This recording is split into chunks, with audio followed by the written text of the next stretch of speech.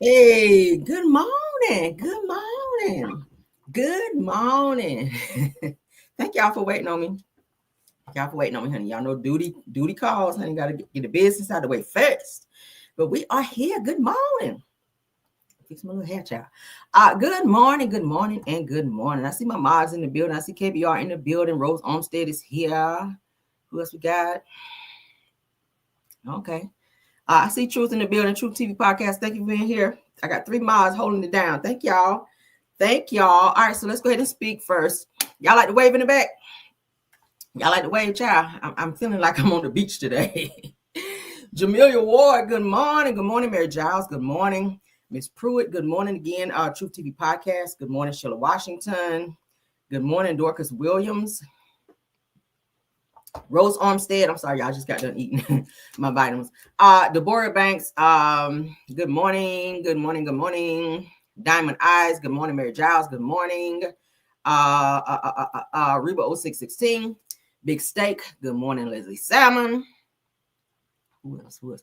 Deborah Johnson, I think I said playtime, good morning, good morning, good morning. Tammy Fox, good morning, good morning, good morning again. KBR, good morning, good morning, good morning. Angela, I see you in the building. Good morning. Good morning, Alicia Murray. Oh, let me try some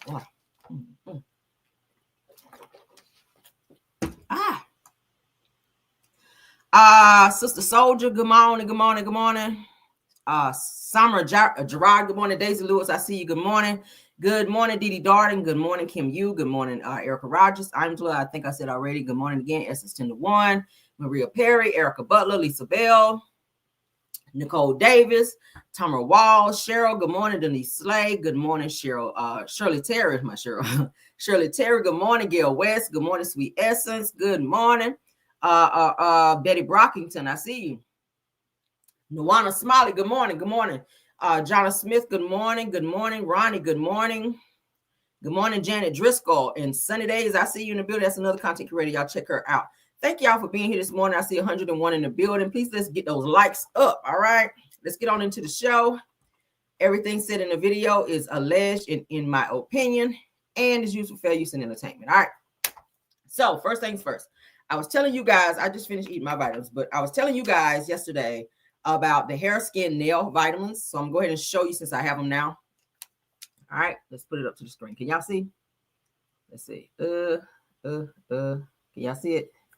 Let's take my background off so it don't be so Then we'll add it back. So no background. All right. So y'all see it now? Can y'all see it now? All right. That's how it looks. All right. It's Nature's Bounty. Optimal Solutions, hair, skin, and nails gummies is collagen and biotin, 100 milligram collagen, okay, per serving. And you get 80 gummies with this, okay? I see that. You get 80 gummies, and they're good. It tastes like orange, all right? You guys can see the orange on the front. Let me show you what they look like. And I can touch them because they're mine. All right. Because I know some of you guys were asking again in the DM, so I wanted to show you what they look like. They're gummies. They're real smushy like, you see? Real smushy like, and they are good. And they're real small. They do not have an aftertaste, okay? They do not have an aftertaste, and they're really good. So if you like oranges, it's a good taste. All right. Oh, I forgot the other one. I'll get the other one. But I got my other vitamins that I take every day. So y'all don't even know about it. But it's just vitamins, Vitafusion. If you want to know, shit, I don't care. I take these every morning, Vitafusion. All right, these help me get my day going, honey. It's a multivitamin. They are gummies. And you get strawberry and blueberry. I take these every morning because they help me kind of feel, I don't know, so I can help all of mine. You get 2 different colors, as you guys can see, like a red and strawberry and then blueberry, okay? They are gummies, as you guys can see. And they taste like what they say, strawberry and blueberry. So and they are, and it supports energy, metabolism, bone, and immune health. Okay, so I take those. And I told you guys the other ones, the hair, skin, and nails, I also take. With the other one, I have another bottle, so I kind of flip flop. I like these a lot too because they taste good. But whichever you want to take. But this is what I take these every morning. Okay, I take these every morning. Those of you that's looking for a good vitamin, y'all know I like to share my my beauty secrets and vitamin regimens and all this other stuff, hair care and all that. So, all right. So there you go. There you go. There you go. Y'all all in my business now. Let me move this over here. All right. So there you go. There you go. If you're looking for something good to take to keep your body going, then there you go. All right. Let's get our wave back up there, honey. All right. Did I leave my phone? Hot damn it. And I need it. Give me 1 second, y'all. Let me get my phone. And then I'll grab the other bottle too. Give me 1 second.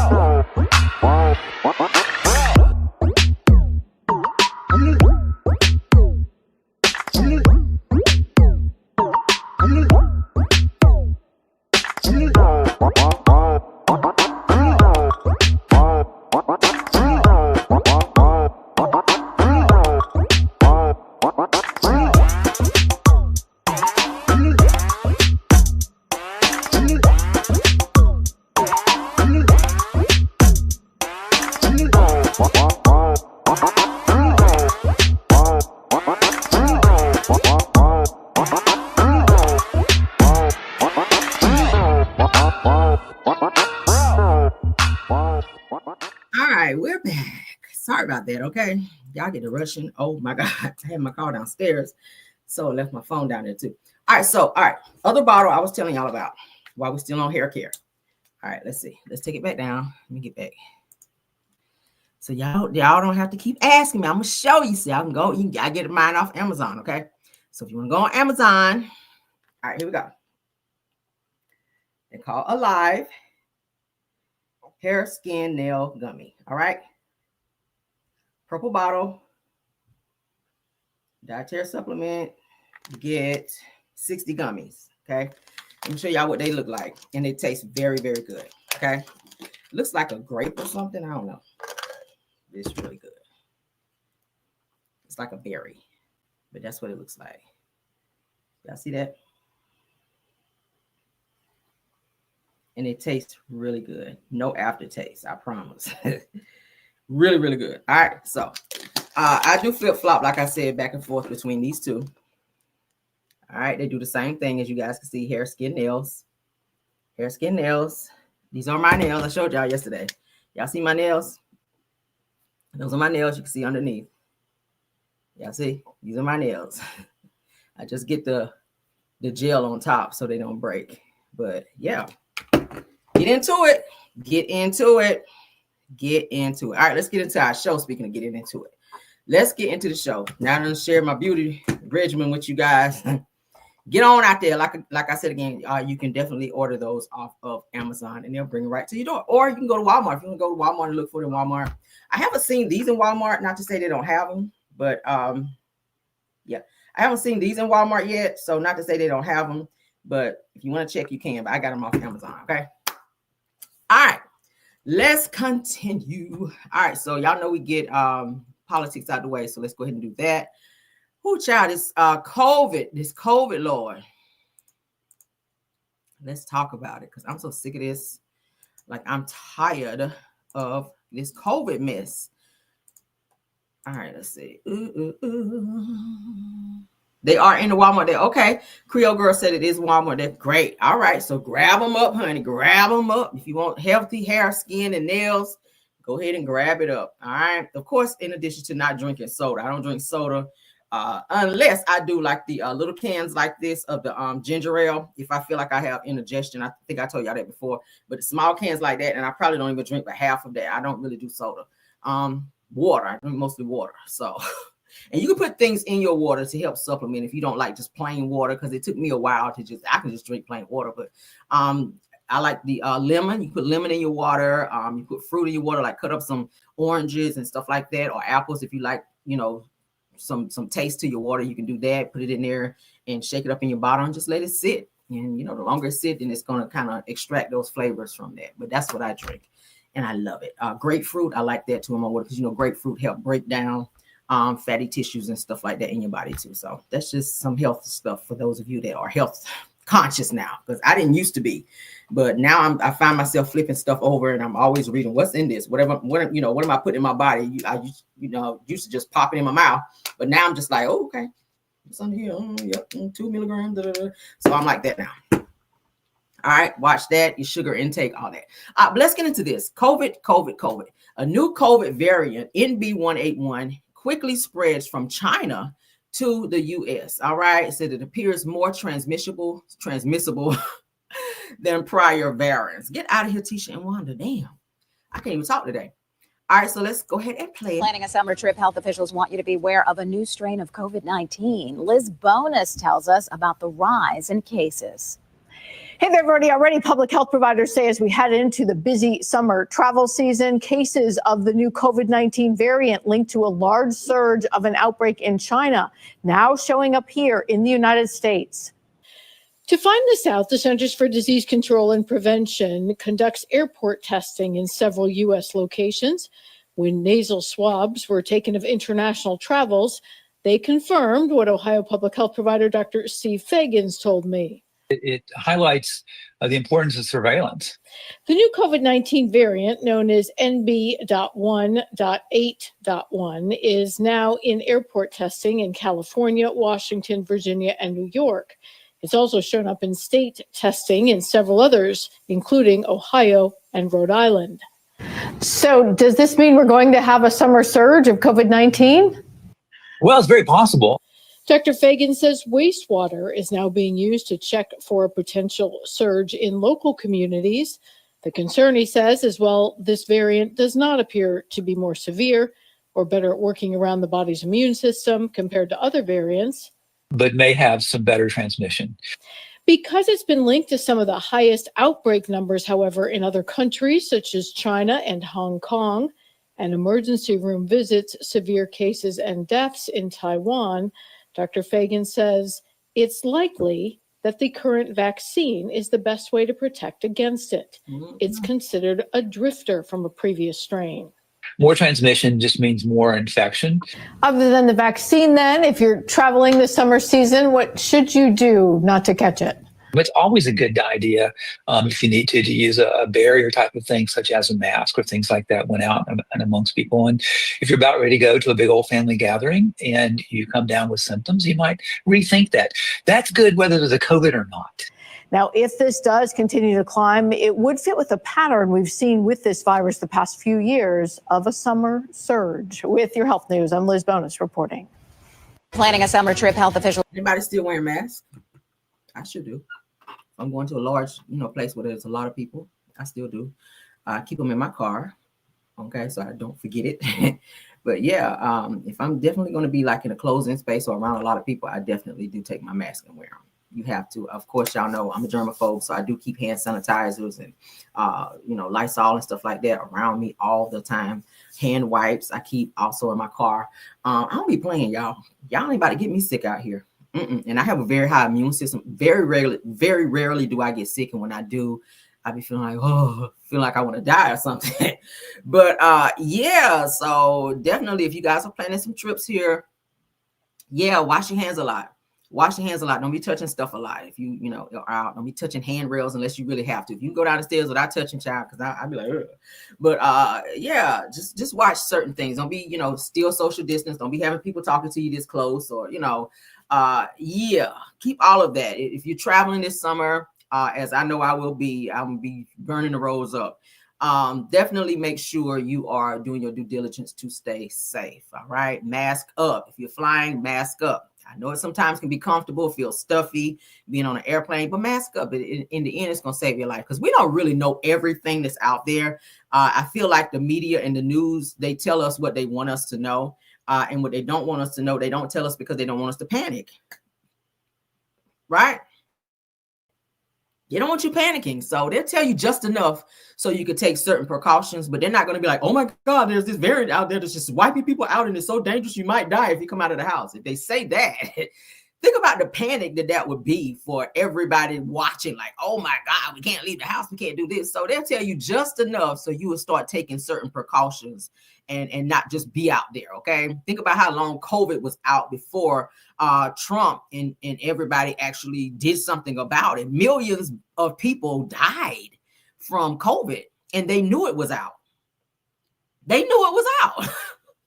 And said nothing. And you're watching the news every other day saying, oh, this person died. Oh, that person died. When they did, and I don't feel like they did a correct tally of how many people we actually lost from COVID. But at the end of the day, a lot of people, I feel like there's millions and millions and millions of people. You just think you got just a regular cold? No, it's COVID. Okay. I caught it twice. So I know. I caught it twice, okay? And oh my God, yeah, it's not a good feeling. You feel like you're about to die. You're sweating, and that's how I was, sweating and coughing and sore throat. And I mean, everybody have different symptoms, but I caught it twice. Luckily for me, before I flew out, before catching it, I was vaccinated, okay? So, because I went back and forth about even getting that. I'm real particular about what I put in my body. So when I heard about this damn vaccination, I was like, yeah, I don't know. Because, baby, I just started taking the flu shot, 2 years ago? And y'all know how long the flu shot's been out? Forever. I was just like, I ain't about to take that shit. I don't know what's in it. But I kept reading into it and looking into it. I said, okay, let me go ahead and get this damn flu shot because we were getting ready to fly. I think it was to Virgin Islands, me and my husband. And, oh, my God, I'm glad I did because we got over there and he caught it first and then I caught it. I was just like, what the hell? I'm looking at him. We're in a room and it's freezing cold because I like the room kind of chilly when I'm sleeping and I just get under my blankets. But because I do not like it hot. I don't like my room to be hot. I love a cold room. But anyway, I'm looking at him, room cold, and he's sweating. I'm like, what's going on with you? Why are you sweating like this in the room? It's cold. I'm like this. And sure enough, I said, we better take some tests because you getting sick. Sure enough, then I started, I was like, oh, hold up. Whoa. And next thing you know, he's sick. I'm sick. And that's just how it is. So it's contagious. But definitely check up on everything you need to. All right. So let's go ahead and educate you guys a little bit more. MB181, a new COVID coronavirus, all right, variant has quickly spread from China to the US, all right, appearing more transmissible than prior variants. Now, per the World Health Organization, the highly contagious strain is a recombinant, I think that's how you say it, of XDV151 and is similar to the dominant LPH1 variant, but with additional spike protein mutations possibly affecting its ability to evade immunity. Child. Now, it says that the Omicron variant emerged earlier this year in Asia, showing its dominance in China and Hong Kong. See, they need to stay over there. I don't even want no shrimp fried rice now. Shit. Which I don't even want that anyway. I want some. I prefer the lo mein over rice anyway. But yeah, keep all that shit up. I don't even want no egg roll right now. Like, damn, it might be an egg roll now. Shit. Now, at the same time, the variant had been detected in 22 countries and accounted for just over 10% of global COVID cases. Mm-hmm. Now, as of May 29, a spokesperson for the Center for Disease Control and Prevention, CDC, told NBC News that there were less than 20 cases of NB181 detected in the U.S., right? Now, furthermore, cases are expected to rise with this new highly transmissible variant as summer approaches. How convenient. When everybody's going to be out, okay? So are we going to have to be back indoors again, child, where we can't go out? Oh, my God. So it says, as of June, NB181 has been reported in Arizona. If you live in Arizona, it's been reported there. California, New York, New Jersey, Hawaii, Ohio, Massachusetts, Rhode Island, Washington, and Virginia, okay, per the global initiatives on sharing all influenza database, okay? So there you go. If you live in any of those states, then it's definitely there. All right. So mask up, honey. All right. Mask up. Let's continue. Let's continue, child. Mask up and stay prayed up. That's all you can do. That's all you can do, child, because those folk fly over there and bring that shit over here. And we be like, listen, y'all just stay over there. Just stop coming over here. All right? I know you got to come here and make the shrimp fried rice and egg rolls and stuff, but just stay over there. We'll figure it out. Black people, we'll figure out a recipe in a minute. We can make some shrimp fried rice if we need to. All right? Hell. Come over here, bring that shit over here and got everybody sick. Damn Lu Wan and Ming Wang and Ming Xin. Y'all stay y'all ass over there. And nothing against Chinese people. I'm tired of y'all bringing shit over here and getting everybody sick now.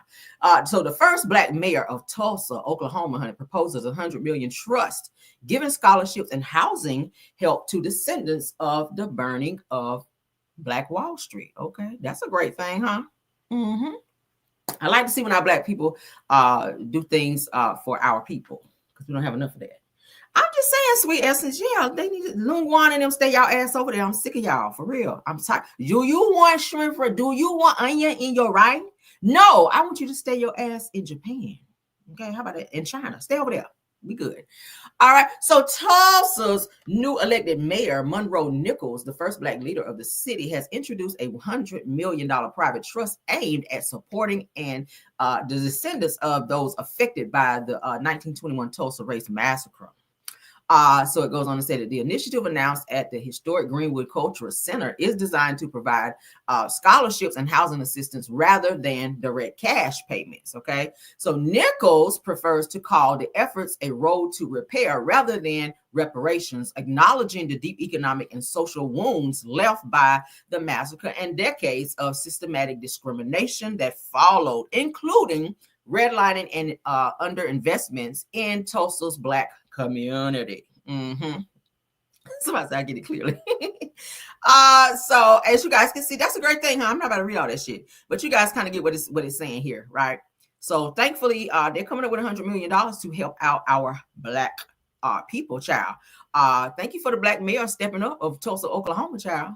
And that's huge, having a black mayor in Tulsa, Oklahoma. But he's coming up with $100 million trust fund to give scholarships and housing, and we need that, okay?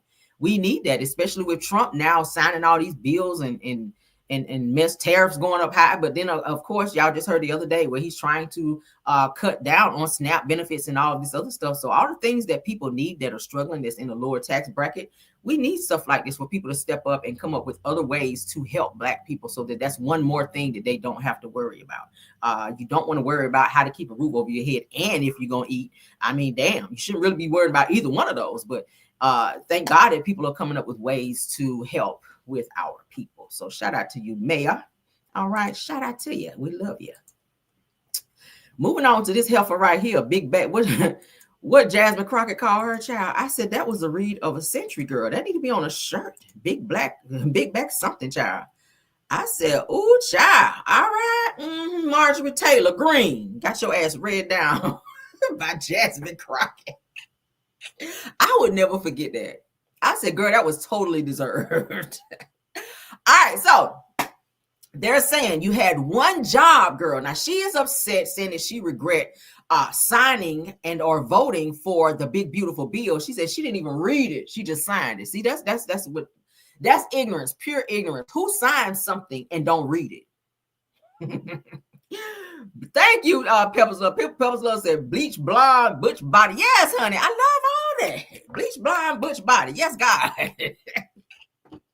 Oh my God. So they said you had one job, read the effing bill, okay? Republican Congresswoman, child, even though she looked like a man in the face, Marjorie Taylor Greene expresses regret after voting for big beautiful bill and says, I didn't know about this. Bitch, you didn't know because you didn't read it. Who signed a bill or any contract without reading it? Not me, girl.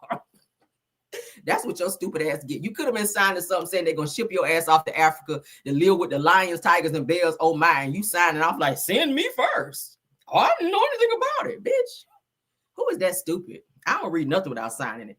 I don't give a damn. They be like, you just sign right here. Yeah, hold on. I'm skimming through that shit. Like, make sure y'all ain't about to send my ass to Africa or back. I ain't never been, but hell, sending you back to Africa, sign here. Your medication said this up here because you know they put shit in fine print. I'm reading. I'm that type. Yes, I'm holding up the line. I don't give a damn. Y'all go sit down because this is going to take a minute. I'm reading. Hell yeah. Because nowadays people will slip something by you. You got to be quicker than that, baby. I was born at night, not last night. Bitch, no, I'm reading. All right, so let's get into it. It says it appears that even controversial Republican Congresswoman Marjorie Taylor Greene, honey, is regretting her yes vote for the big, beautiful bill. Now, last month, the bill passed through Congress with 315 to 214 votes. It says the 2 Republicans voted no. Said that they were Kentucky's Thomas Macy and Ohio's Warren Davidson, spanning its 1,000 plus pages. The bill looks to offer greater benefits to the richest people in America. And you signed off on that shit. Okay. Says that it also seeks to provide big cuts on Medicaid and SNAP and could also prevent limitations on courts' abilities to enforce contempt. Now, the bill is estimated to add $3.8 trillion to the federal deficit. Now, since passing Congress, the bill is now awaiting its future in the Senate. Now, in the meantime, and in between damn time, the bill has been met with backlash from former DOGE, which is the Department of Government Efficiency head Elon Musk, and now Georgia's GOP representative Marjorie Taylor Greene. Girl, let's continue. Her ass, I didn't know about it. Now, while taken to Twitter on Tuesday, June 3rd, that was yesterday, okay, it said the MTG shared a couple of pages from the bill and wrote that she hadn't paid attention to a section of the bill and she is not for it. Well, it's too late. You can't be, I vote, yeah, okay, girl.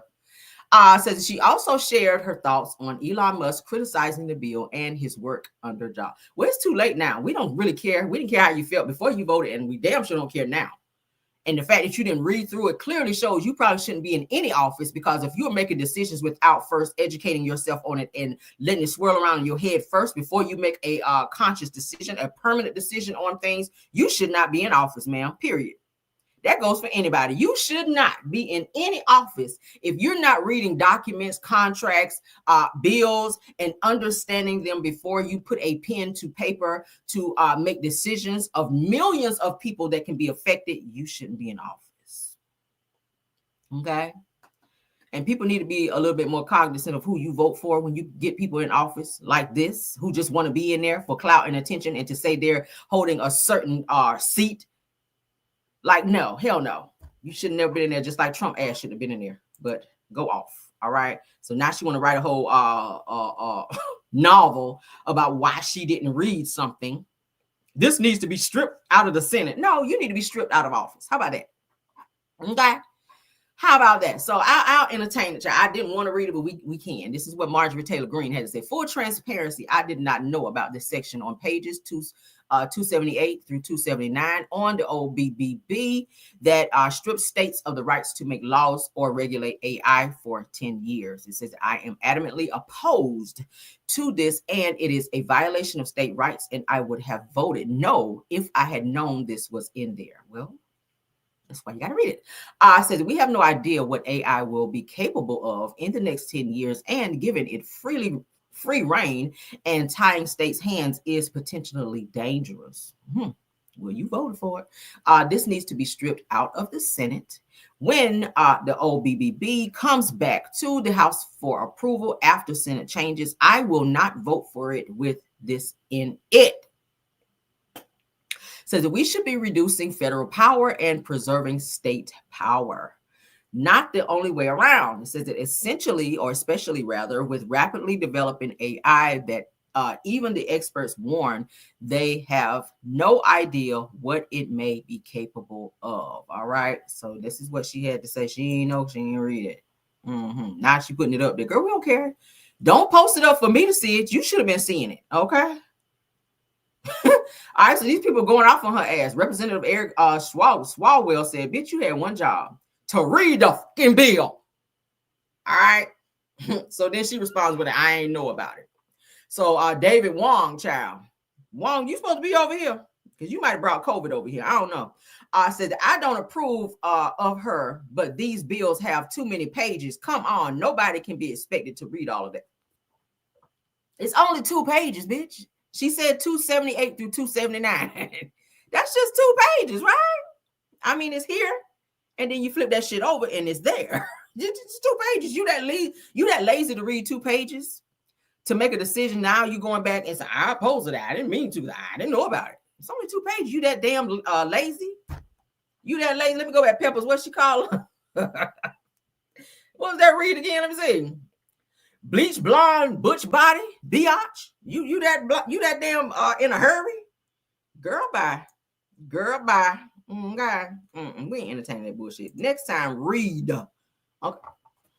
Not this, child. Not this, but read. This, not this, okay? Because you ain't read good when you was trying to snap back at Jasmine Crockett, baby. She tore your ass down over there. And I was like, yes, that's what you need. That's what you need, girl. That's what you need.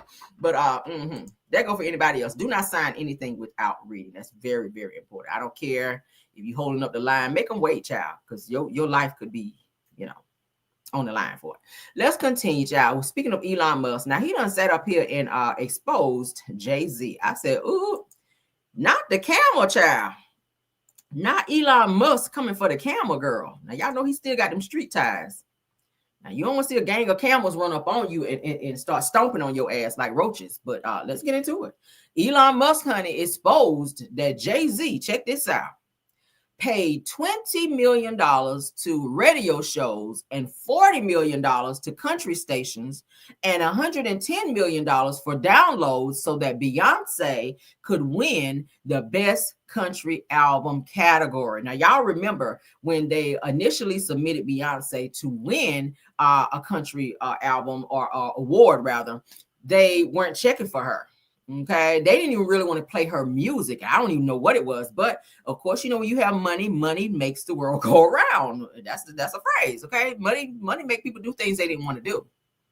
So $20 million being paid at radio shows for them to play Beyonce's music and to have it in heavy rotation. Okay, what's the song? Texas Hold'em and all that. They didn't want to play that shit. They was like, we don't give them. That's Beyonce. She better get back over there and be on this shit right here. We don't hear that. Okay, but $20 million make you put that shit in rotation. All right, so $40 million to the country stations out there, girl. Okay, this ain't Texas, it ain't home. All right, so they was on that. And $110 million for downloads so that Beyonce, honey, could win the best country album. So now if y'all see Beyonce walking across, they say, "Oh my God, I didn't know. Thank you." Bullshit. Her husband put the money up. Okay. So they behind the scenes for while y'all up here applauding. Nothing against nobody, honey, because I like Beyonce too. I'm not a beehive, okay? I'm not a part of the beehive. It ain't like that because y'all don't know. I don't like group stuff. Okay, don't put me in no group. I don't like group stuff. Okay, I kind of stand alone, but I like who I like and I like what I like. So I said all that to say this: when you see some of these artists going across the stage and they're, oh my God, you knew about it because you're working behind the scenes to make things happen in your favor. And that's what it's saying here. So Elon Musk, I know you ain't talking, exposing somebody. Now you sitting here, you done did a whole bunch of illegal shit. Now you're going to try to tap out and let Trump take the fall for it because you don't want your name in it after your whole country done been effed up. I mean, your whole business been effed up. Fooling with Trump. You done lost millions of dollars for Tesla. Fooling with Trump. Now you want to be out here talking about Beyonce and Jay-Z paying people to play her music? That's the least of your worry. That would be the least of your worries, sir. Okay. Worry about why you got all these damn baby mamas. I feel like you deep down want to be black or something. That's what I feel like. Because you out here moving like your name is Leroy from the hood. You got a bunch of baby mamas and kids out here. You do. You really do. So maybe focus on that and make sure that child support caught up. All right. Speaking of Elon Musk, while we on him, child, let's go ahead and keep the fire up under his ass. Let's go and finish burning them ass hairs from up under you while you're running your mouth over there. All right, so Elon Musk says, all right, I'm sorry, okay, but I can't stand it anymore. I bet you can't. I bet you can't. Said that this massive, outrageous pork-filled congressional spending bill is a disgusting abomination. Oh, it's abomination now. It wasn't abomination when your ass was up there helping Trump. Said the shame on those who voted for it. You know who he said, you know you did wrong, right? You know it. This nigga mad. You were right up there with him. How convenient for you to get from up under the fire and then come around. You guys, shame on you for doing that. Your ass was right there with him.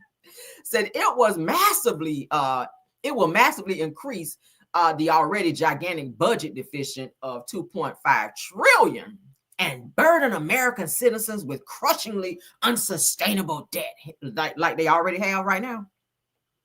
That, okay?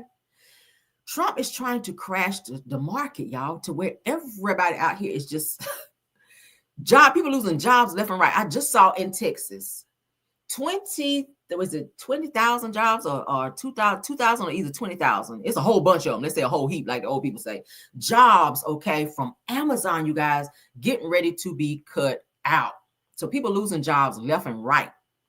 SNAP benefits are getting ready to go away.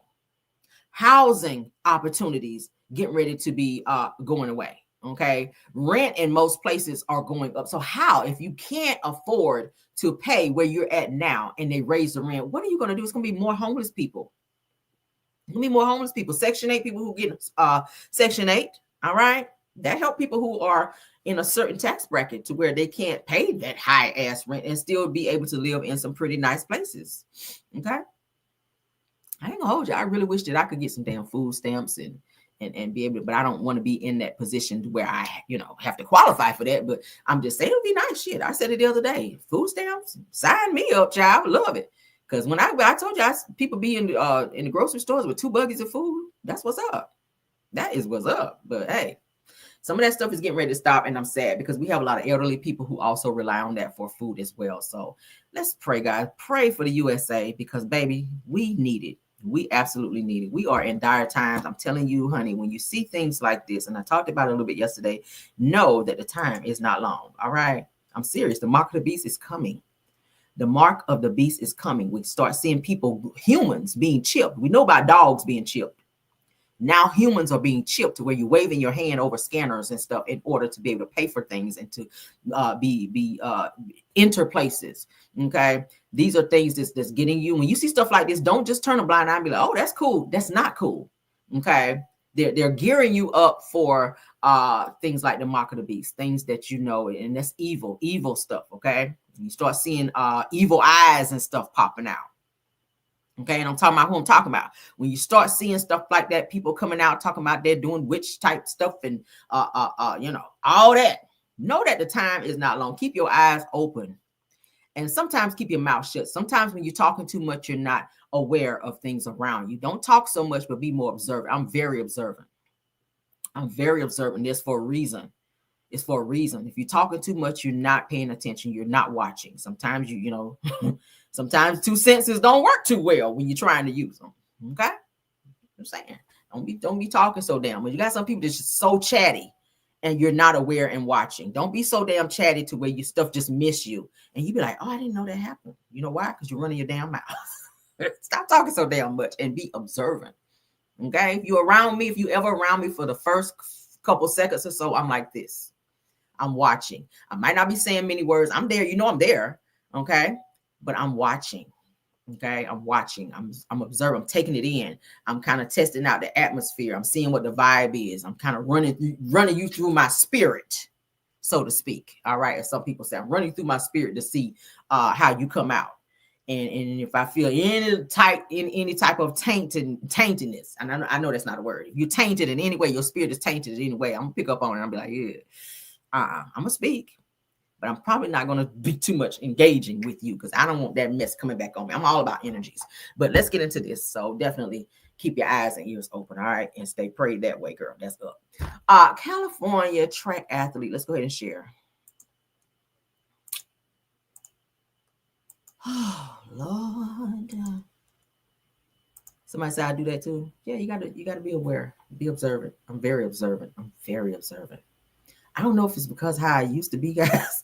I just hang around some dangerous people. So I was always like this, like looking around, making sure, because people run up on you. For real, people can run up on you. Things can happen.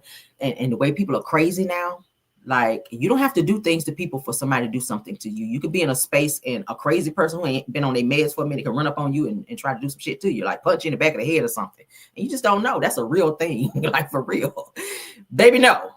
All right, I told you, you pumping gas, put that phone down, and okay, you better be paying attention. Don't be on your phone like, yeah, girl, for real. Boom, you get one of them because your ass in that phone. You better be all right. Trying to tell somebody. We'll pay attention because there's some crazy folk out there and crazy things. All right. So California track athlete stripped of her state title after using a fire extinguisher to celebrate. What? Now, officials say her behavior was unsportsmanlike. Says that I worked so hard for that title. I worked so hard for the title. I just wanted to celebrate. Okay, I imagine that's what she said. Who uses a fire extinguisher to do that, though? Let's get into this, because child. I worked so hard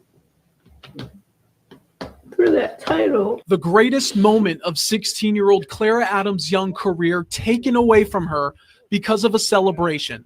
After winning the 400-meter event at the CIF State Championships with a time of 53.24 seconds, her dream of winning a state title went up in flames after celebrating using a fire extinguisher. When she blew the fire extinguisher, the opponents were gone. That was our moment of celebration. And the CIF officials made that about them.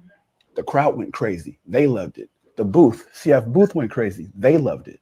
But those few guys in those jackets, they took offense to it, didn't like it, and they made a decision based on emotions. The North Salinas High sophomore grabbed a fire extinguisher from her father and coach and extinguished off her spikes. The CIF deemed her celebration unsportsmanlike, stripping her of her title. It's a celebration made famous by American sprint icon Maurice Green, who enjoyed her paying homage to him and thinks she should get her state title back. When I heard, like, because it happened and then people just started calling me, oh, this girl who just won the 400 redid your celebration. I was like, huh, what? If it was away from everyone and not really interfering with anybody, I would say reinstate her. One clear infraction was Clara's father hopping the railing onto the track after the race, but says he only did that because of how CIF officials were treating his daughter. There's a CIF rule saying you can't come over the wall, you can't be on the infield, which is a rule respected. But at this point, I explained before about being a coach and a father wearing the different hats. I saw an official grab my daughter by the arm. They were yelling in her face. When he grabbed her by the arm, I went over the wall at that point. I'm father now. I'm not coach anymore. I'm over the wall. Now, the true fastest 400-meter runner in the state is back home without a medal. And even if the CIF is to reinstate her as the champion, she never got that moment of being crowned a champion. Even if everything goes in my favor, in regards to like getting my title back, I'll still never get that moment back, like standing on the podium as a sophomore. I'll never get that back because they took it from me. Clara was also disqualified from competing in the 200-meter race because of that celebration. And we did some research, analyzed 20 years of state championships, found 0 other times where someone was disqualified and stripped of a title for unsportsmanlike conduct. We reached out to the CIF, haven't heard anything back. We also put up a poll on our Instagram, Dan, asking our viewers if they believe she should have been banned for this or not. Over 1,000 votes and counting, 87% of people saying she shouldn't have been banned for this. And the support from the community has been overwhelming so far. And she's an immense talent, and she's only a sophomore. Yeah, she's going to come back stronger and better than ever. They better watch out for Clara Adams. You bet. All right. Thank you very much, Jay. What are your thoughts? What are your thoughts? Obviously, it was something, as you guys can see, she saw someone else doing that, and she decided that she wanted to do it. And then, too, you got to think about it, because I played sports. I did track as well in school, okay? I was athletic in school. I feel like when you win, when you get in that, you're in the spirit, you're in the moment. When you're winning, you're not really thinking about all those other things. You're just really not thinking about that. She was in a celebratory moment, okay? And then her father passing her the fire. And I don't know if I would have done a fire extinguisher, but again, like I said, she was copying what she saw another track runner do in terms of taking his shoes off and then spraying. But then again, you spray that in front of everybody, and then you got to think about the fact that someone could have an allergic reaction that could have gotten in someone's eyes, or maybe they're looking at it in terms of safety of how you did it. Maybe if you stepped away, like he said, the track runner, if you stepped away and you were just by yourself and then you sprayed your shoes, maybe it wouldn't have been that bad. But the fact that you just came right off the thing running and then ran up there and just start spraying your shoes with everybody around, it was looking like, what is going on here? Why is she doing that? And then too, where the coach became very aggressive towards this runner and began grabbing this girl. As a parent, I don't play that either. My son is in sports. My husband and I would not have played that if that would have happened to my son. I would have been over that wall too. And I'd have been over there in 2.5 seconds on your ass. Don't grab my child. Your job is to coach them, not reprimand them. I'm here. If there's a problem, send me something through the stands, baby, and I'm down there. But no, not the grabbing of the child. We won't do. But that I felt like may have been a little too far to suspend her for that and take away her title, because she really worked hard for that. It takes a lot. It takes a lot. If you're in track, baby, that's a lot of running. I know, because we ran a lot. That's all you did was run. I would be tired as fuck. But running. So it takes a lot to train for that. And for her to win that as a sophomore, that's very good for her. But she still have her junior and senior year to actually prove herself. Hopefully they take the suspension off so that she can come back and do what she loved to do. She's only 16 years old. And gosh, it's like you shattering her dreams. You're taking her dreams away after she worked so hard to do what she did. Maybe next time, just don't use the fire extinguishers. Figure out something else that you can use that will be less abrasive to where you don't have your title stripped again. I think that's going to be a learning experience for her more so. But I feel like they could have gone about it another way. All right. Because I'm not for crushing somebody's dreams and taking away something that somebody worked really hard for over something that very small. So I don't know. Y'all could put in the chat what y'all think. Do y'all think that they went a little too far by suspending her and taking her title away for this particular incident? Or do you think that they were within right to do so? All right. You can put it in there, and we respect it. Nobody's going to get called out or fussed out or read down for your opinion. Okay. Not over here on this channel. I definitely welcome your honest opinion on different topics that we talk about, and you're not going to be attacked for it. Not on this channel. All right. No God. All right. As long as it's respectful, we don't mind. All right. Let's continue. I want everybody to feel comfortable and have freedom of speech over here as long as you're respectful in the chat. All right. That's how we roll over here. I ain't gonna fuss nobody out, embarrass nobody. It's not about that. Because everybody in here have a right to say how they feel. Okay. Yeah, you do. So authorities, y'all remember yesterday we had this guy up. He's one of the escapees from the prison down there in Louisiana. They're still looking for him. Now, y'all know he went live in somebody's house yesterday. Now, the authorities went and raided that house looking for him. So they figured out where he was. I'm pretty sure the person that owned the property probably got arrested or probably had some type of charges for aiding and abetting, because you did not call the police. You know that this person is on the run. Their pictures is all over the news, social media. So you can't be like, oh, I didn't know the police was looking for you. Yeah, you did.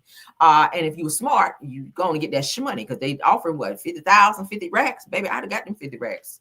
Fuck that. We'll talk about that shit later.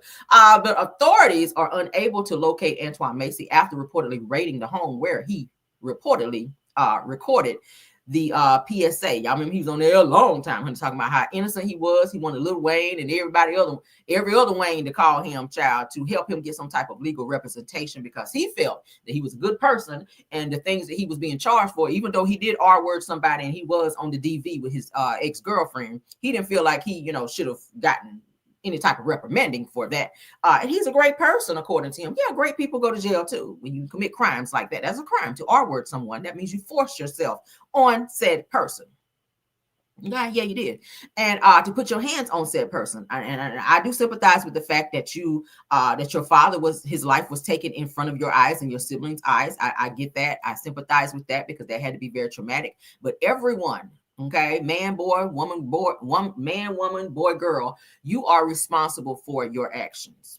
Okay, you know right from wrong as an adult, and we're not going to use the fact that you felt you were done wrong. See, it's giving you sympathy, and it's a little narcissism in there too, I see, and a little crazy for you to allow somebody in jail to do these damn jail, because those are jail tattoos. If you guys didn't know.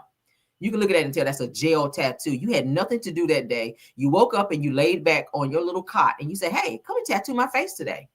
So even if you try to hide, your tattoos are going to give you away. You look stupid as fuck. You really do. I just never understood facial tattoos. All right. I just never understood it. And I went through a phase in my life where I got tattoos. Let me be transparent. I got tattoos, but you won't see them. You can't see them. All of them are hidden because I work in the corporate world. That had a little wild side. Y'all know tattoos are like you go through a phase. I have 6. Yeah, 6. I have 6. So none of them are seen. No, you can't see any of them, like I said, because I do work in the corporate world. But, when I'm uncorporate, yeah, I got a tramp stamp. I got one back there. That's what my husband will look at when he back there. But, yeah, so I have a tramp stamp, and I have 6 tattoos, but I never understood them on the face. Because at one point, if you get out, you got to work, you got to have some type of way to support yourself. What are you going to do? Put makeup on your face every day? I don't know. But let's get into this, child.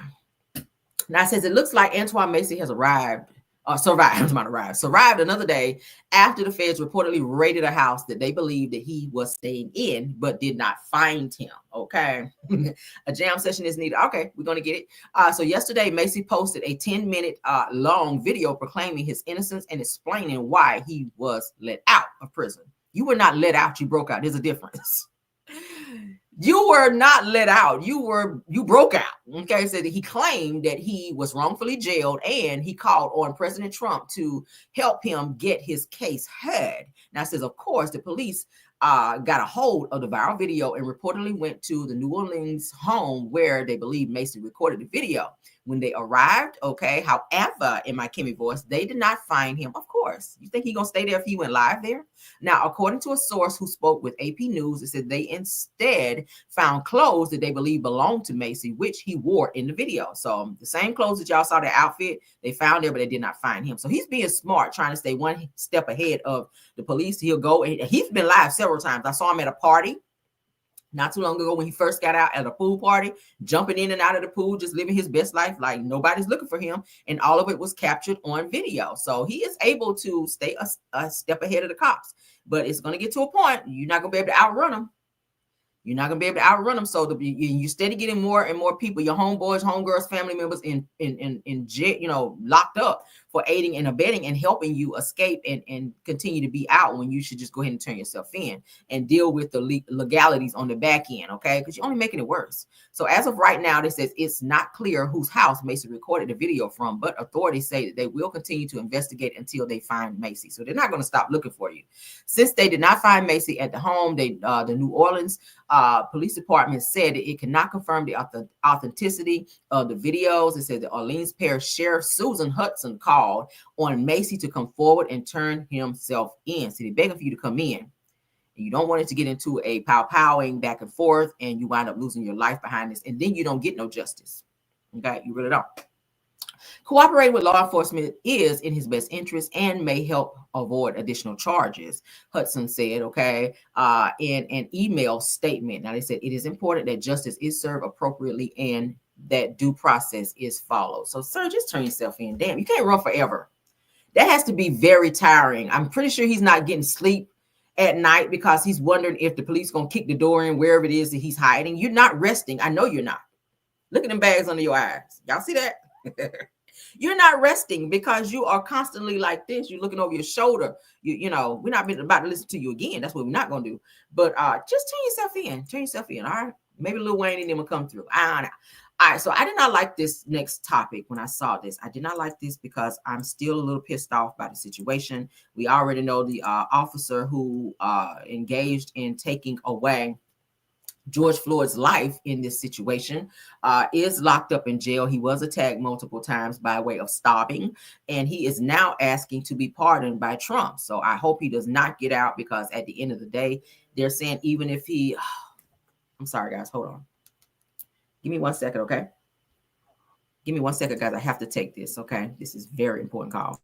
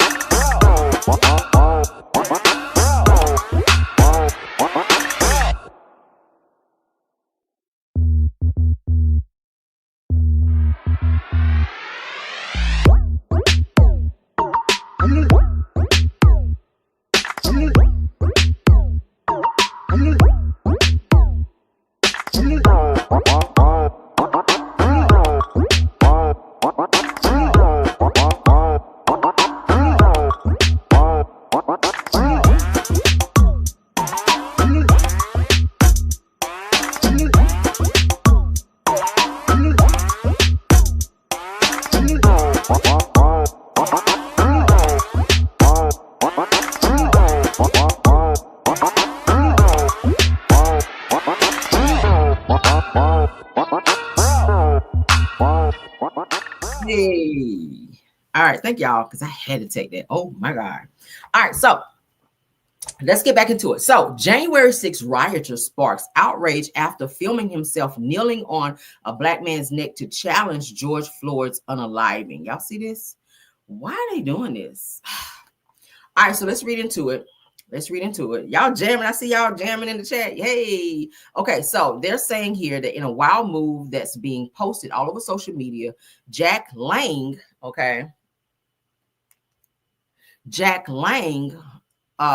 well-known January 6th rioter and Trump pardon participant or recipient rather, is facing major heat after posting a tone-deaf video. They're saying that the clip shows him kneeling on a fellow Capitol rioter's back, a stunt that he says proves Derek Chauvin didn't unalive George Floyd. It says that the video shot outside Big Springs Federal Correctional Institution in Texas, where Chauvin is locked up, features Lang on Philip Anderson's back. It says that Anderson is a black man willingly took part in the spectacle, which is so beyond stupid. Okay, whatever happened to taking up for your people out here? So you gotta. This is so stupid. So Lang used the footage to push his debunked conspiracy that George Floyd passed away from drugs, not Chauvin's knee pressed into his neck for 9 excruciating minutes. The man was telling him he could not breathe, and he tightened up his grip on his neck. Are you fucking kidding me? I'm sorry. Are you kidding me? And the fact that a African-American man will lay his ass down on the ground and allow this person to put his knee on his back to go back and yeah, I'm sorry, I'm so mad about this shit. To go back and reenact this situation. I know what they're trying to do. They're trying to get Chauvin pardoned and get him out of jail, thinking that this reenactment is going to be a help towards his case. Y'all know he's been filing all types of motions, trying to have his case reheard and all of this, thinking that he is going to be able to get out. Well, they said even if he does get pardoned, you still have to serve your federal time or state time. It's a state, I think it is. So it's still not going to work for you. It's still not going to work for you. Like, sit your ass down and serve your time. You know you took this man's life. You look right into the camera when the person that was recording you saying, oh my God, like, what are you doing? You look very intentional, because I remember the video like yesterday. Like, you literally look into the camera like, what? I don't care if you're recording me, what? And you tightened up on your grip on this man's neck, even while this man was sitting here calling for his mother and saying, I cannot breathe. I cannot breathe. Get off of me. I cannot breathe. I remember like it was yesterday. I remember like it was yesterday. And that's not even where his knee was. His knee was further on his neck and his head was turned to the side. You were blocking his airway. So that's not even the correct reenactment. Idiots. Look at this bullish. Died over fentanyl overdose. And this river right here is a fentanyl overdose. Okay, so look, this is almost all my weight. Philip, can you breathe? I can breathe. You can breathe? Yeah. Okay, now I'm going to bounce all my weight on you. Can you still breathe? Yes, I can still breathe. Okay, that is a fallacy. George Floyd died over fentanyl overdose. And this river right here is a fentanyl overdose. Okay, so look, this is... Are you a doctor, sir? Because I'm trying to tell you, during his case, they did have a doctor come forward to say that those things were in his system, but he also died of asphyxiation, if you go and look up what he really passed away from. So asphyxiation and some damn drugs, that don't even sound the same. It don't even sound the same. This is ignorant. Ignorance. I cannot believe that a black man would lay his ass on the fucking ground and let this man, a Caucasian male, trying to prove a point to get somebody out of prison who needs to be in there. This is sad. This is what we're resorting to. All right. This is what we're resorting to. This is some nigga shit. All right. For you to get your ignorant ass down there. That's on some tomfoolery bullshit right there. Get your ass up off the ground and dust off and go pick up a book and read, you ignorant. Oh, Lord, let me stop. Child, I about went there. Let's move on, child. They ain't about to have me hollering. It's too early. It's too early, Lord. I ain't ready yet. Nope. That's ignorant. That is ignorant. Very ignorant. But we got to show stuff like that to keep everybody woke and aware, honey. We got to keep you woke and aware. All right, so for those of you that live in the Texas area, you know about the whole turkey leg hut situation. I haven't really had a chance to address it. I think I may have mentioned it maybe once or whatever, but I really haven't touched down on this situation much. We've heard about the person who owned the husband of the man who was one of the owners of the turkey hut was said to have been abusive towards his wife, and a few other things went on to where the turkey hut, I'm hearing, was some really good food, but they got closed down, and it was a lot of things that was going on in said business that was just not right. So it says that a documentary is set for release exploring the rise and fall of turkey hut. Okay, Houston's turkey leg hut. All right. Any of my Texas people ever ate there? Can y'all verify their food? I'm a foodie. I like food. Verify for me. I do like turkey legs. All right. If I go to the fair or something like that, not Stone Mountain, child. What is it, Six Flags or something like that? I will grab me up one, child, and that good old foil and me some hot sauce and go to town on one. Yes, God. Can y'all verify? Juju's World said yes. I heard it was good food. But sometimes Black people don't know how to run a business around here, child. But let's get into it. Now, in recent years, Houston's turkey leg hut has been embroiled in controversy, making headlines for everything from divorce and bankruptcy to marijuana sales and arson charges. That's a lot, right? Now, this dramatic business tale is being turned into a documentary titled, The Rise and Fall of the Turkey Leg Hut, produced by Hillionaire Productions. It says that the film's creator, Jamie McCoy Langford, who has worked on projects for BET, Lifetime, and AMC, connected with founders Nakia Holmes and Lynn Price last year while exploring ideas for her own restaurant. Now, although Holmes' publicist later denied her participation, McCoy Langford maintains that Holmes initially agreed to the project and plans to proceed with or without her. It said the Turkey Leg Hut, which started as a food stand in 2015, quickly grew into a local hotspot and helped revitalize the Almeda area, attracting celebrity clientele despite occasional controversies. However, in my Kimmy voice, I like to say that the business faced a series of setbacks, including a public split between its owners, a fire, failed health inspections, bankruptcy, and ultimately closure in late 2024. Now, Price is currently in federal custody, waiting trial on arson charges. You guys remember the video I showed you where he and several people went in and set the blaze and was pouring gas in Turkey Leg Hut to burn it down, with allegations that marijuana was sold through the restaurant. Okay, it's always a mess. Now, the documentary will feature interviews with Price, former employees, investors, and community members, with hopes of offering insight into the rise and fall of this once thriving Houston establishment. All right, so Hillionaire Productions aims to release this film later this summer. Will I watch it?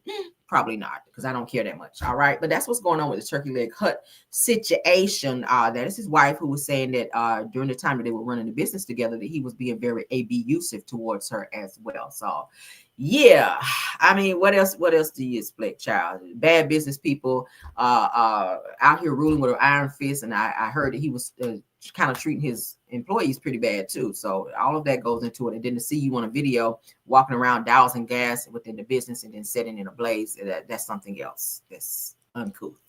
But let's continue, child. Yes, honey. Somebody said, I like turkey leg. I like turkey necks, especially in my collard green. Come on. Yes, turkey necks are good.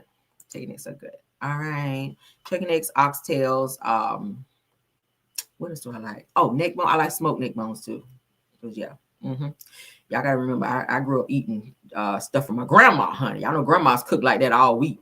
Cabbage, turkey necks, and all that during the week. You be like, Grandma, you didn't make no spaghetti today? No, honey. Grandma wants some greens, some rice and gravy, some fried chicken, some stew beef and rice and child. That's how they eat during the week. I be like, oh Lord, I can't eat like this now. With cornbread, and then go in there and whip up a good old a pound cake, baby. You be like, it's just Tuesday, honey. Why are we eating like Thanksgiving on a Tuesday or Wednesday out here? That's how grandparents eat. So yes, honey, I grew up eating that. So that, yeah, even though I was a funny eater at some point, but I ain't eat beans and stuff. I didn't like beans and stuff like that until I got way older. And go figure, my son turned out to be the same way. He'll eat it now. But before I could not get him to eat no damn beans and greens and stuff like that, he'll tear it up now. He sure will. But I didn't even like pound cake. I told y'all growing up as a kid, I would not eat no damn pound cake. I was like, that look like cornbread. I don't like it. I would say, I don't like it. That was my favorite thing. And then my son would be like, I don't like it. I'd be like, oh God. Me all over again. My son do that, y'all. He be like, I don't like it. I ain't even tried one piece. And that was me, y'all. All this time, I could have been eating pound cake, and I love it now. But growing up as a kid, my grandparents used to try to make me eat pound cake, and I was like, I don't like it. Just sit there looking at it. And I tried a piece one day, and baby, when I tell you, I've been a pound cake eater since then. Okay, yes, God, I would tear up some pound cake now. But back then, I was like, that look like cornbread. I don't like it. I can laugh about it now. And my granddad used to get so irritated, like, you ain't even tried it yet. Just eat it. Just try it. I'd be like, I don't like it. Child, I'll tear it up now. But let's get into this. All right. Some of you may have seen this on social media, so we're going to talk about it, okay? Yes, I love pound cake now. Okay, and don't mess around and drizzle that thing with some icing on the top. Oh, Lord, hold me back, Lord. I'll tear it up now. Yes, God. Oh, Lord.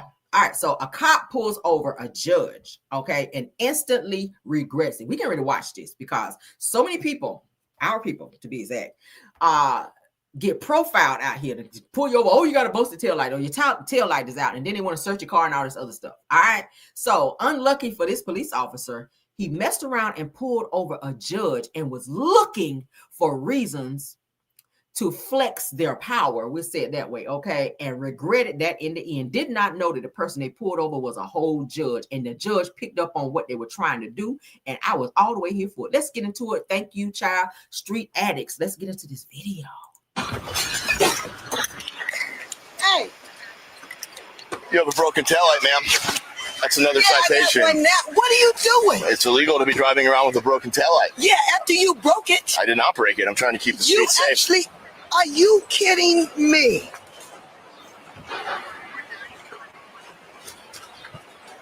You know what? Intentional damage, intentional property damage is a misdemeanor. You want me to read you the statute? Why are you dressed like that? Why are you wearing a robe? Surprise, judge. I'm not a judge. I'm a police officer. Not you, me. How about that? You're a judge. No, I just wearing this robe because I have nothing else to do. Well, you don't act like a judge, and you definitely don't look like a judge. Yeah, what do they look like? Not you. Oh, not me. All right, guys, this is a real video. This is not a spoof. This is not, any type of prank. This really happened. Okay, this really happened. Let's continue. What do they look like? I don't look like a judge? Well, guess what? I am one, and I'm on my way to work now. But you know what? I've sentenced more men with better discipline than you. You'll be standing when I walk in court. Surprise. Ma'am, why didn't you just lead with telling me that you were a judge? The robe you treated? All you had to do was tell me you were a judge. I didn't have to tell you nothing. You treat every citizen with respect. I do. How do you feel, sir? I'm probably scared that you won't have a job no more. See, and then she said he did intentional damage to her car just to be able to pull her over to say that her tail light was busted. So when he got her to pull over, and this is how they do some of us. This is how they do some of us now. Okay, not all cops are bad, but you do have some very bad cops out there. Some very suspect cops that will go out here and bust your tail light. Oh, you got a busted tail light. Well, you just busted it. Okay, I need you to get out of the car. Now I need to search your car. Okay, and then plant something in your car. We've seen it. I played a video where a police officer threw something back there and planted it in this person's car. They were like, that wasn't in my car. Well, we're charging you for it.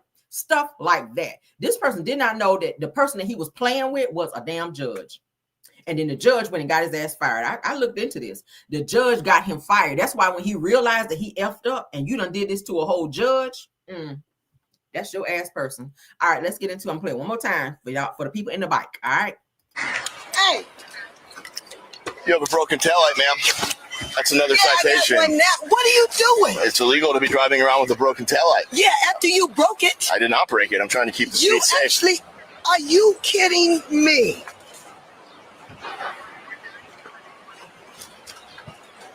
You know what? Intentional damage, intentional property damage is a misdemeanor. You want me to read you the statute? Why are you dressed like that? Why are you wearing a robe? Surprise, Judge. I'm not a judge. I'm a police officer. Not you, me. How about that? You're a judge. No, I just wearing this robe because I have nothing else to do. Well, you don't act like a judge, and you definitely don't look like a judge. Yeah, what do they look like? Not you. Oh, not me? What do they look like? I don't look like a judge? Well, guess what? I am one, and I'm on my way to work now. But you know what? I've sentenced more men with better discipline than you. You'll be standing when I walk in court. Surprise. Man, why didn't you just lead with telling me that you were a judge? All you had to do was tell me you were a judge. I didn't have to tell you nothing. You treat every citizen with respect. I do. There you go. Treat every citizen with respect. I don't have to tell you where I work. I don't have to tell you where I work. If you pull me over, bust a tail light, go and write me a ticket for this shit so I can go. Okay? Don't be asking me. I'm on my way to work. Where do you work? None of your damn business. Write that ticket and let me go. Okay? The hell? Anywho, so y'all can put in the chat what y'all think about that. All right, let's get into some Leandria Johnson. Let's get into her because y'all know she's facing two public intoxication charges out here where she has to go to some type of rehab treatment. And she's a chain smoker too. I don't know how she do it, baby, with them vocals that she's got. But she sat down with one of my favorite gospel artists, Isaac Curry. If y'all don't know who Isaac Curry is, Isaac Curry got his start with John P. Key back in the day. All right, baby. Jesus is real. Y'all remember the song Jesus is Real, child? He was singing on that as well. If y'all don't remember him, I don't know what to tell you. Go and Google him. Go and YouTube Isaac Curry. Isaac Curry got songs for days. You hear me? Vocals for days. I love him down. But he has a podcast now, the Isaac Curry Show, and he sat down with Leandria Johnson and gospel artist Leandria Johnson, and she's talking about how people continue to judge her by the things that she's going through in terms of her alcoholism and going on videos where she's cussing and carrying on, which I don't agree that you should do that because if you are priding yourself as being this gospel artist, you definitely have to walk a certain walk and separate yourself from certain things, especially publicly when you're embarrassing yourself, seen drunk in videos and out in public and cussing people out. Like that's some street stuff. Okay. So be of the world, in the world, but not of the world, as they say. Again, be in the world, but not of the world. And I think that Leandria is having a hard time separating those things. All right. I'm just saying. I really want to see her win because she's so talented, but I feel like she really, really needs some very deep therapy because it's something that she's dealing with is causing her to keep trying to drown her pain in whatever she's dealing with alcohol. Okay. And she does smoke the marijuana too. We've seen that as well. So she got a lot of issues and I'm not judging her. I just think that if she wants to continue to be in the gospel sector, so they say, she definitely needs to change some things because she has been disinvited to quite a few functions because of her, what up, schoolboy? Because of her behavior. I told you guys Marvin Winans disinvited her to a huge function for the Church of God in Christ where she was supposed to be performing. They did not want her there because she just done a video cussing people out, mother effing this, mother effing that. They were like, oh no, we can't have you up here, child, singing down. And she was also disinvited to another gospel huge function as well. She went off on another pastor, what's his name, John Gray, child. She cussed him out. I was like, girl, you can't be out here cussing out bishops and pastors and stuff, but she cussed John Gray slam out and was just at his church like weeks before that with him laying hands on her and praying for her and kind of speaking over her. And she went right on live and cussed him slam out. So she's got some serious deep-rooted issues. Not sure what they are, but this is her, just a clip. If you guys want to see the entire clip of Isaac Curry's video where he interviewed Leandria, you can go on his YouTube channel and it's on the Isaac Curry Show.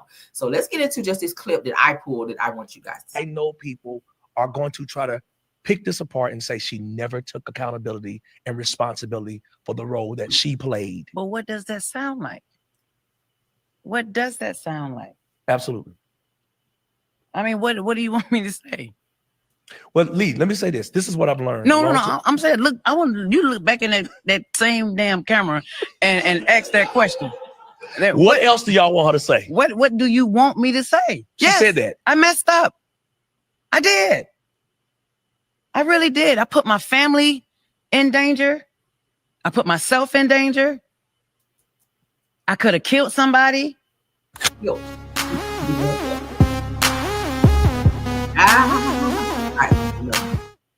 God will.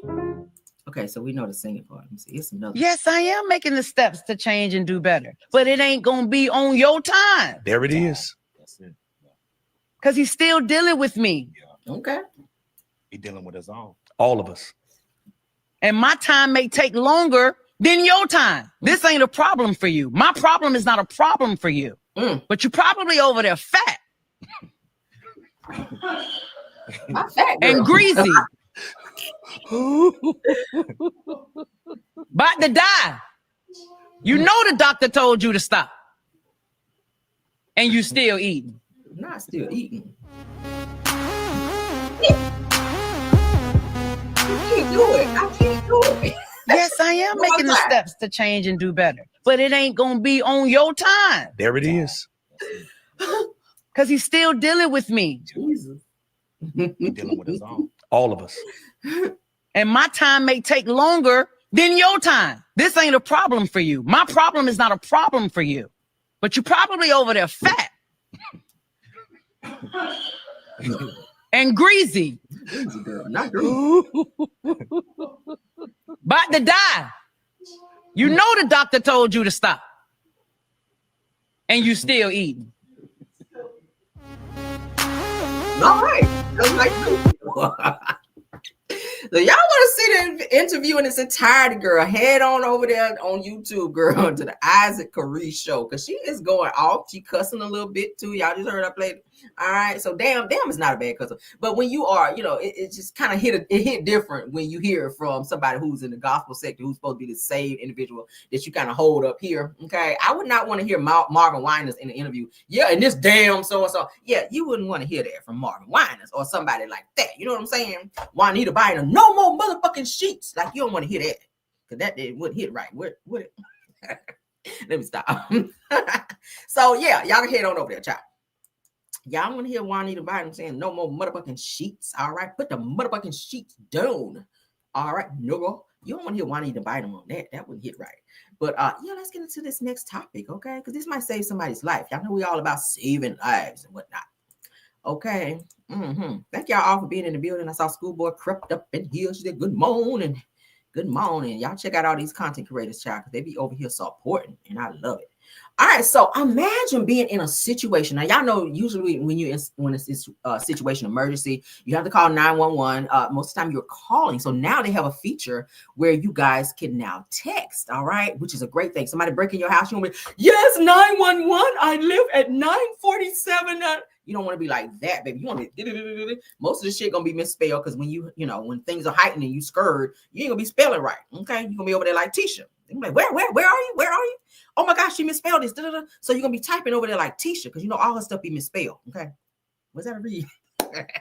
So now they say, girl, did you know that you can now text 911 to speak directly with a police responder in case of an emergency? Ain't that good? Look at the Lord. Look at the Lord. See, that's what we need out here, just in case you run into a situation, because not every situation you can be on the phone talking out loud, telling your address, where you are, what happened, Like, you might need to text that. If the person is up in there trying to do something to you, you don't want to alert them to where you're hiding by talking to the damn popos. Okay, you just don't want to do it. So as you guys can see on the screen, 911. You text to 911. It says, what is your last name and phone number? And then the person responds. They're saying help is on the way. The person responds back by saying thank you. It says assistance will be provided as soon as possible. So they're responding, as you guys can see, back and forth. It goes on to say, thank you for taking the time to alert us. All right. So NYC 911, as you guys can see, your text session with NYC 911 has ended. Please call or text 911 if you require further assistance. Okay. So if you have another issue after that, you can text again and they will assist you as such. So that's a great feature. Because imagine how many people who are in dire situations to where they need to call the police or 911 and they're scared because they don't want to be loud, because they don't want maybe their attacker or the person who maybe broken into their home or something to know where they are or who they are or if someone is even there. Okay, for real. So that's a great feature. So shout out to whoever put that together. But we do know, child, like I said, when you're scared, a lot of times you texting, your fingers are all over there, child. With me, I got these damn nails. I know sometimes I'll post something. I'll be like, damn, child, why am I up here misspelling stuff? I know I went to school a bunch of times. But at the end of the day, yeah, that's what it is. So shout out to them for that feature. Has anyone ever used the text feature as of yet for 911? Anybody ever had to call for an emergency and you've used the text feature as of yet? Anybody? Nobody? Okay, but it is available if you need to use it. All right, so you just like you would text somebody, just hit that 911 on your phone, baby, and send it on through, and you can text to the Popo's child and let them know. Now, don't be out here abusing the function. All right, don't be out here abusing the function. All right, go. If you need to call on your baby daddy, he ain't paying your child support, he missed that payment. Yes, 911. Can y'all transfer me to child support? All right, don't be on that and they come and pick you up for abusing the 911 system. Okay, because black people, we will call 911 for some crazy shit. Some people. All right. Yeah, 911. They ain't put my money in on my SNAP benefits yet. What I need to do, stay right there. We coming to pick you up for abusing the 911 system. Okay, so do not be on there just texting away and long-winded, because they do have other people that they got to attend to as well. Your house ain't the only house being broken into, especially with school out and the kids out. Okay, know that, because the kids got to do something, and some of these kids gonna get jobs, some of them gonna go to camp, and then you got some that's gonna come in your window and steal your shit. So just know that. So keep the lines open. I said all that. Keep the lines open for those that need to use it too. All right. Moving on. Let's move on. Because child, these kids are crazy. I'm trying to tell you. Get your kids in camp. Child, get it. Idle mind is a devil's workshop. You got your kids laying around all day. They ain't doing shit all damn summer. There you go. All right. So just say these kids, child, they like, we ain't got nothing to do. What can we do? Let's go break in somebody's house today. Okay. And that's kind of dangerous because Georgia is a stand your ground law. I mean, state. So don't break in my house, baby. And speaking of that, I saw and I probably should have put it up here, but I saw a post the other day where this family, this mother, her son, and some more guys, okay, and I saw the video too. Damn, I should have posted it, and I might dig it up and do it for pop in. But they're suing. They are suing this couple for pow-powing her son, and I think her son passed away, for breaking into their house at 2:00 in the morning. So first of all, why you didn't know where your teenage child was at 2:00 in the morning? They should have been home in their bed, fast asleep. So instead of them being home where they're supposed to be, they broke into somebody's house and this person pow-powed them. And now you're trying to sue them for unaliving your child when your child broke in their house. Y'all see the distinction here? Like, hell no. Raise your kids better than that. Know where your kids are. They shouldn't be out at no damn, if they stay in your house, they are supposed to be in the house. And definitely not out at no 2:00 in the morning, masked up. This person was masked up because the video, the door camera thing caught them literally breaking into these people's house, and you could see them try. I was like, oh, okay. But yeah, if you break into somebody's house, that's the risk that you pose when you break up in somebody, you kick somebody's door in. You don't know what they're sitting on the other side of that damn door. Okay, I'm saying you don't know. Baby, it's gonna be ringing and okay, it's gonna be that. Don't break up in nobody's house. Don't break up in nobody's house, because as soon as you step over that threshold, they have a right to do what they have to do to protect themselves, their families, and whatever they got. That's just what it is. Okay, especially you in a stand your ground state like Georgia. I keep saying it. I'm just saying, Georgia. I'm in Georgia, and it's a stand your ground state. You break in my house, I have every right to protect me and mine. So definitely do what you need to do out here and stop breaking in for house, and encourage your children don't do that, because that's dangerous. That's dangerous. They lose their life. What can you do? Because you went in somebody's house. All right. I don't even know why I went there, but yeah, I needed to say that. Let's get into this. Up on my screen is we haven't heard from this person in a while. Why? Because she is in jail. Ex-Basketball Wives castmate British Williams, you guys, is in the news. All right. Let's get her up there. Can y'all see? There we go. All right. I need to move that over. All right, so British Williams, honey, y'all remember her from Basketball Wives. She's very beautiful, no homo. She writes a letter to the judge after losing her appeal over her prison sentence. And y'all know she's in there for all the frauds. British said, child, why stop at one fraud when I can do them all? And now she's locked up. So shout out to the girls are fighting, okay, because she is fighting to get out. So basketball wife British Williams writes a letter to the judge to appeal after she lost her appeal, rather, over her prison sentence. So basketball wife star British Williams pleaded with a judge, a federal judge rather, to reconsider her decision to keep her locked up for 4 years, okay, due to her good behavior while behind. They were like, girl, keep being good. We ain't ready. Nope, girl, no. Stay in there, girl. So the former reality star, who is currently incarcerated at a FCI, what's that? Wasika? Okay, I don't know what that is, child. A low security federal correctional institution. I like when they say institution in Minnesota has filed a handwritten motion, child, on January the 4th. Because y'all know that's all they do in prison is write, child. She ain't got nothing but time, so she gonna write. Says that the government, honey, opposed the appeal. Said that they argued that British received a fair sentence. Girl, you only got 4 years. Imagine the people who commit fraud, the type of fraud that you did, girl, wire fraud and all that. You only got 4 years. Girl, do you know there's people in there for 30 years for what you went to prison for? Like for real. Like no cap, girl. no cap. You really supposed to got more than 4 years. Like put the pen down and sit your ass down. Like for real. Now, as In Touch first reported, the United States Court of Appeals denied the reality star's appeal. The order said the district court did not abuse its discretion when considering British's celebrity status during sentencing. Who gives a fuck of who you were before you got in there? If you committed a crime, okay, girl. If you committed a crime, I mean, Lauryn Hill went to jail, but Wesley Snipes, baby, they was like, you, Blade, all y'all. We know that you all the same people. You and Blade, get your ass in here. Okay, if they put Bill Cosby's ass in there with them damn sweaters his ass had on, yeah, you can go to jail too. Like, well, who makes you, because you was on a few episodes of Basketball Wives, you shouldn't be in jail? What world are you living in? Says that now, weeks later, British is attempting to convince the court to let her out, girl, earlier than expected release date, which is February of 2027. Girl, that's a long time. That sounds like far on. What are we in 2025? Girl, you got a little while to go. Yes, you do, honey. You got a few more braids to go.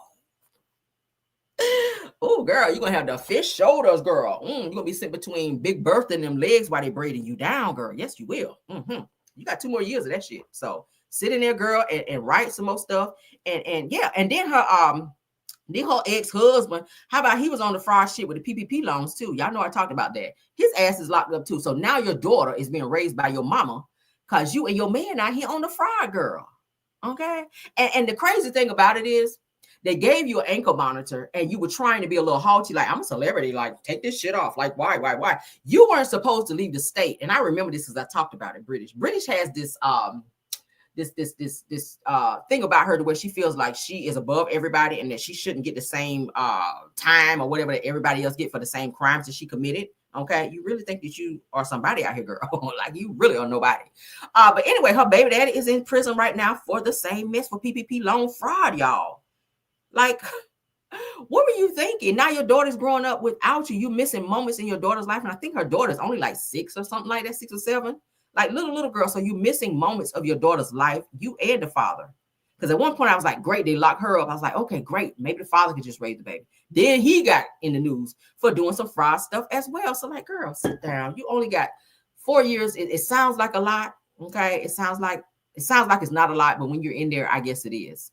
But bottom line is you committed federal fraud, crimes, and you should really have gotten more time. And they really were lenient on you, probably because of who you were. I don't know why that you only got 4 years when other people get 40 and 30 and 20 years for the shit that you did, because that's Fed time usually start at 10 years. So how you got way below that is beyond me, girl.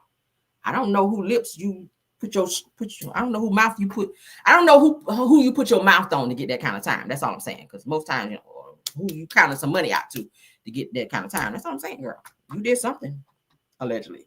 All right, let me say that, child. Because I want to say, carry me over there saying British Williams gave some schlong to get 4 years. I don't know. I didn't, allegedly. I'm just saying, girl, did you know the judge outside of the courtroom to get that kind of time? Because, girl, I don't know. Because, your lips look like you probably did something. I don't know, girl. I'm saying. You got big lips. It gives that you might have, I don't know. Let's move past that, though. Look at my mind in the gutter. Phaedra. Let's talk about Phaedra. I like to call her Phaedra, honey, not Phaedra. Phaedra Parks, child. Let's get into her fraud crime ass, because y'all know people say she out there on the fraud stuff too. But Phaedra, honey, Phaedra Parks from the Real Housewives of Atlanta, honey, says that she spends $3,000 a ticket for her and her 2 sons to travel first class. She says, I would never put my children in coach. Now, there's nothing wrong with wanting the best for your kids. A lot of people be asking, where did Phaedra get all her damn money from? How she be spending like she be spending? Now, y'all know they said she was in the fraud stuff back in that day. All right, that's what the people were saying, you know. Maybe she might have some of that still going on, allegedly, that we don't know about. And I know she's working down there with Willie Watkins' child down in the funeral home, and they say she's got several jobs. Y'all know Phaedra always say, I have several jobs. Okay, y'all know she's on the show Real Housewives of Atlanta. She was on Traders. In addition to her being an attorney, we ain't seen her represent nobody since Bobby Brown, but go off. So she said, honey, I spent $3,000 a ticket to make sure me and my kids travel first class. Now, her kids, she is a great mother. I got to give her that. I cannot cap on that. Phaedra is a great mother. Her children are very well-mannered, all right? They are very intelligent, so shout out to them. Very handsome boys, all right? That oldest one definitely looks like Apollo. Don't he? And that younger one definitely looks like her. So a mixture of her and Apollo. All right, she got some very handsome kids. But let's get into this. It says that Phaedra Parks, honey, is a shot about the premium price that she pays to fly in style. Says the Real Housewives of Atlanta star recently shared that she always, honey, booked first class tickets for herself and her 2 sons, spending nearly $3,000 per seat. My Lord. Says that appearing on People's Keeping Receipts YouTube series, Parks explained that she refuses to let her children fly coach while she rides first class, calling it poor taste for parents to do so. Any parents do that? You fly first class and make your kids be in coach. I don't know if people realize that flight in first class, you just at the front of the plane and coach is just, and you still on the same plane. But people in coach are just literally a few seats behind you. You just paying a higher premium maybe for like extra shit or whatever. But literally you're on the same plane. It's not like you're on a private plane. You are literally on the same plane as those that fly coach. You're just a few seats before them. Okay, just in case you know that. But Parks loves a luxury travel, started in her teens, according to her, thanks to an NFL player that she once dated who flew her first class to attend his game. Well, I ain't mad about that. Says that early experience sparked her lifelong preference for premium air travel. So on a recent trip, she revealed that after adding in extra fees, that her family's flight costs over $8,000, okay, an amount so steep that she's now considering buying a private jet to make future trips more cost effective. Okay, if you got the money to do it, ain't mad. If you spend $8,000, and my guess is she fly quite a bit by her being a celebrity to go certain places. If you spending $8,000 each trip, that can be a lot just for a plane ticket, and that ain't even hotel and everything else when you get there. Okay, eating and all that. It ain't nothing. If your money can stretch like that, okay, hey, go ahead. I'm just trying to get there. I don't mind flying coach. I don't mind. Shit, I done been up there before, but baby, I don't mind flying coach. I'm just trying to get to my destination, and when I get there, I'm more focused on where I'm staying, okay, which that has to be 5-star because I don't like no damn bed books and all that shit. And I want to eat well, sleep well, and I definitely want to shop, okay, and have some entertainment and all that type of stuff, okay, when I travel. But damn, $8,000, imagine that. Oh, child. So her kids are definitely getting the star treatment, okay? So, hey, I ain't mad at you, Phaedra. If you got it, baby, go. Hey, I ain't fussing at all. But let's get into some other stuff with Phaedra, honey, because she is still fighting with Angela Oakley, and I don't understand it. I feel like Phaedra may see Angela as a threat, maybe, okay? Yeah. Anybody fly? Do anybody fly first class and let your kids be in coach? Anybody do that? Not to call nobody out, and not that it's a bad thing. Because you the parents, y'all work, honey, your kids is on the same plane as you. But if you want to have, a little preferential treatment and have your kids in coach, do I see anything wrong with that? If your kids are old enough, all right? If they're small kids, maybe they should sit with you, all right? So that you can monitor them. But, if your kids are teenagers and you're a grown-ass adult and y'all flying somewhere, what's wrong with them being in coach and you being in first class? I don't see shit wrong with that. I don't see nothing wrong with that. Somebody said, nope, definitely not. So I like flying. I mean, I'm just saying. I don't know. But so fans are slamming Phaedra Parks, you guys, for shading Angela Oakley's look and calling her old. All right. Angela looks good. Does she not look good? Angela looks good. Now, Phaedra, you can use some Botox because your little smile lines are coming in right here while you calling her old. You got some smile lines coming in right here, girl. And you probably use Botox. And Phaedra, you had some work done and you are indeed bleaching. So please do not be talking about nobody looks. You wear wigs as well. We can go back and look at some old pictures when you first got on Real Housewives of Atlanta, and some people can say some things about that as well. I showed it the other day. Do I still have it in my phone? Just for petty sake, child. Hold on. Because y'all know I'm petty girl. We love a good old receipt when we talking, girl. Do I still have it? Let me see. Hold on. Let me see. Oh, yeah. See, look at the Lord. Let me send it up there, Lord. I'm going to put it on the screen because I want y'all to see this, child. Because Phaedra, and not to be trying to go for nobody's looks, but I'm just saying, Phaedra, you cannot be doing that, baby. You cannot be going after nobody's looks when you had some work done too to kind of help you look like something out here. Because girl, you was not that girl. You was not that girl in the look department. Let me stop sharing so we can look at that first, and then we're gonna double back and spin the block. All right, yeah, girl, yeah. All right, so let's look at Phaedra. Hold up. Let me go back. Let me upload it first. All right, okay. Yeah. All right, so let me go back here. Because, baby, we got to look at this, honey. We got to look at this. Yes, we do. All right, so Phaedra, shout out to reality TV girl, honey. So, Phaedra, this is Phaedra then, and this is her now, okay? Yeah, girl. So you had a snout. All right, you was a little bit darker than you are now, so we can tell you bleaching, girl. It's all right if you got the money to do it. Do what you got to do. But Phaedra, you came a long way, girl. You did. You really did. Your eyebrows were cute back then, a little bit. Your makeup was not good because you had that blue shit down there on the bottom, and it should have been on the top, girl. I don't know what you're going through that day, but you had on your Church of God and Christ blouse over there, and you was not that girl. Somebody said it looked like two different people. Right? You had some stuff done. Somebody, Mellow Man said petty Eddie. Y'all know I'm petty as hell. If we're gonna go there, baby, we are going there full speed ahead. All right. Angela said, girl, stop. Phaedra made girl. Phaedra had on her Church of God in Christ blouse up in here, girl. Yes, you did. And that was not serving the girls. It was not. But Phaedra, you had some work done. You came a long way. Just like Nene came a long way. Yeah, girl, you really did. Y'all ponder on that just for a moment. Let me take a sip. All right, let me wet my whistle while we in our petty mode. Ooh, child.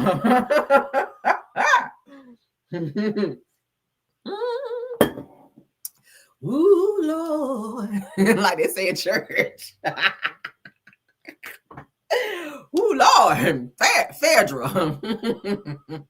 Look like you had a good old nose job. Girl, you had rhinoplasty, girl. That's a nose job. You had some other stuff, some fillers or something, girl. Yes, you did, girl.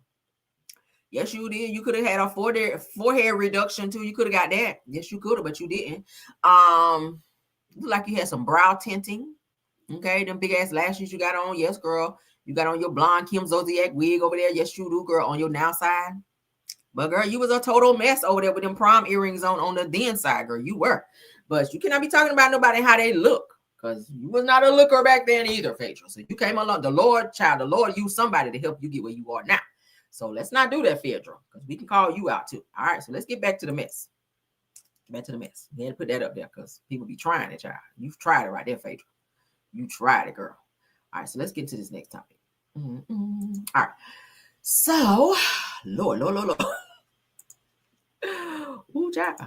But you out here talking about Angela. Angela is out here serving, honey. Angela is probably the oldest one on this damn show, and she look better than most of you girls. She really do, girl. And she been married longer. All right, she can still keep her man, even though he don't want to hold her hand and show no affection towards her. She still got him. All right, hopefully. So fans are slamming Phaedra, honey, Parks for shading Angela Oakley's looks and calling her old. All right. Now, it says that Phaedra Parks made her big return on this past Sunday's episode of The Real Housewives of Atlanta, officially reclaiming her full-time status with a spot in the opening credits. Now, it says that the episode followed the ladies as they headed to Grenada, and while at the airport, Phaedra, honey, met with new cast members, including Angela Oakley, who seemed genuinely excited to meet her. But in classic Phaedra fashion, honey, she threw some immediate shade, saying that Angela is the oldest looking young woman she ever met. Now, y'all know Phaedra gonna throw some shade out there, child. You know that. she is gonna throw some shade, and that was some shade. Now, Phaedra, honey, they said Phaedra, that was not cool, but she said, can I be honest? She says that I also thought that Angela was in her 50s. Says that I was shocked to learn that she's only 43. Well, Phaedra, you might be older than her. Says that maybe that's where the comment came from, but still, yikes. What? Said the fans weren't here for the dig and let their feelings be known on Twitter, child. So they eating Phaedra up over there like piranhas on Twitter. Says that and these days, said that we all know that social media can make or break a housewife. Said the networks are paying more attention to fan reactions than ever before. Okay. Now they said that for someone who also complained about mean girl energy on Married to Medicine, said that Phaedra's jabs felt extra harsh. You did do that, Phaedra. Said that they were bullying you and all that. So then you come over here to Real Housewives of Atlanta and you trying to do that to Angela Oakley, maybe because you feel a little, threatened by her in some way. It says that it seems like she was trying too hard to be funny and hoping for a viral moment, but it didn't land. So they said that something tells me that Phaedra's comeback might flop just like Portia's did as well. They said, and that's disappointing. Yeah, Portia, your comeback did flop, girl. And we're going to see, because they were hoping that bringing Phaedra back, that it was going to spike the ratings. But from what I've been reading here, it's saying that it did not. The ratings were kind of low. People were not expecting it, or maybe people were just not receptive of Phaedra coming back. Like they don't really give a hot boiling damn about her coming back. That's what it's giving. But so let's get into these damn comments and what they had to say about Phaedra, honey. So this is the actual scene. Let's get into it. Okay. This is my first time meeting Phaedra. She seems like she's going to be a lot of fun. So I'm willing to put all of the things I heard about her to the back of my mind and just get to know her for myself. Angela is definitely the oldest looking young woman I've ever met. Hopefully her personality is more youthful than her face. That was not nice, Phaedra, at all. All right, so Kempire. Shout out to Kempire, because I love me some damn Kempire. Y'all watch Kempire? I love Kempire. All right, shout out to Kempire. He says, I think Phaedra feels like she has to say something shady in every confessional because she wants to secure her position on the show. It gives it like she's trying too much. Says that we haven't seen her work this hard, even on Married to Medicine, but to talk about someone looking old in the face, hashtag Real Housewives of Atlanta, girl, I digress. All right, shout out to Kempire for that shade. Y'all know Kempire gonna throw that shade, okay? Somebody said, that's my boy. I love Kempire. I love Kempire. I'll be watching him too. So shout out to Kempire because he is funny and he is shady too. All right. Ain't nothing wrong with it because I'm shady as hell too. All right. So this person named Applaud says that I'm truly over Portia. She's not entertaining, says that her face doesn't move and she can't read. I'm sorry, y'all. Says that she's really just a hater. And that fake ass scene with Phaedra was nauseating. Hashtag Real Housewives of Atlanta. Not she's not entertaining and her face don't move and she can't read. That was a read in itself, child. Damn. Girl, your face don't move. Tell somebody that. That is a lot. Lord have mercy. All right, so Teresa's Chopper, honey, says that Phaedra came in rehearsed and prepared thinking that she's giving fun shade, but she's giving bitter hater, you clown. Ooh, child. Hashtag Real Housewives of Atlanta. Reading the hell out of Phaedra, child. Damn. Ooh, not the hair toss, child. So Dustin Cone says that this is the face that Phaedra called old. Real Housewives of Atlanta. I think it's just her nose. I think she got a bad nose job, but she's not a bad looking woman. No homo. Okay. I feel like she's out here serving the girls. If she's 40, that's good looking 43. Okay. Yeah, girl, you still out here serving. Okay. You got your body right. Okay. She look good out here. I ain't mad at it. And I like Angela Oakley. I like her. Okay. I just need her to kind of step it up a little bit with the husband department, girl. Get your husband right. Look at Phaedra out here looking like a Church of God in Christ queen. All right, looking like you just left Revival, girl. Yes, you do. So Phaedra, this person here says that Phaedra insulted someone's face when she looks like this. Ooh, child, not look like this. Not the flip backs, girl. That's total Church of God in Christ. That's Church of God in Christ hair right there, girl. That flip back coming down and flip back. Yes, it is, girl. You look like you just finished shouting. You do, girl. You finished this right here. Yes, girl. Yes, you did, girl. Girl, you was in there giving the Lord. Woo, this was you, girl. Woo. This was you. That's that hair, girl. Y'all know if y'all Church of God in Christ, honey, when they get to playing that music, it's you. Phaedra, that was you, girl. In that picture right there. Woo! You got to throw it back and get back with it. All right. Yes, you do, girl. Oh, my Church of God in Christ people, y'all know. My Church of God in Christ people, y'all know I'm not lying. All right. Don't it be in there doing that? I'll be like, oh, if you don't sit down, because you done shouted now 15 minutes and it's time to go. And Pastor still up here cranking y'all up. No, what show I got to watch today? And my greens is on, bitch. You better sit down now. No, you better sit down. No. You done shouted 3 times. No. Holding up the church, and you can smell that chicken frying in the back. Girl, you better sit down. You better sit down here. No, you will not.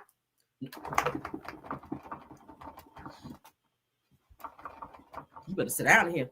No, you won't. No, you will not shout again in here. Y'all be in here counting how many times people get up and shout. Like, didn't they just shout 2 times? And they ain't took up the offering yet? Oh, you having an attitude in church. Like you got so many places to go and be.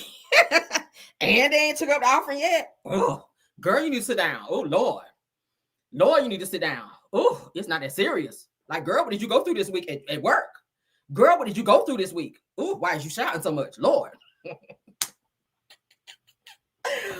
Oh, Lord. I'd be like, drummer, put the sticks down. Do not hit the drum no more. Oh, we got to go. Lord, what time is it? Oh, Jesus, Lord. Church of God in Christ will hold you in church too long. Oh, my God. Oh, thank you, Lord, for letting me be a member of Bedside Baptist, Lord. I can leave when I want to now. Thank you, Jesus. Okay, let's continue, though. Glory. Hallelujah. All right, so let's get back. So Phaedra, girl, Phaedra just discovered a new makeup that uses a foundation 4 shades too light and have the audacity, girl. Oh, they still reading now. To be talking about looking old. Like, girl, this was you 7 years ago. Oh, not the, what kind of bob is that, child? That look like Sheree Bob. Sheree husband Bob, girl. Girl, cut it out. No, girl, cut that bob out, okay? Because that, no, okay? Girl, where you get this bob wig from? And then it's got a hump at the top. Girl, why your wig got a hump? No, ma'am. So, yes, that was a good read down. I'm feeling that. Oh, what was this?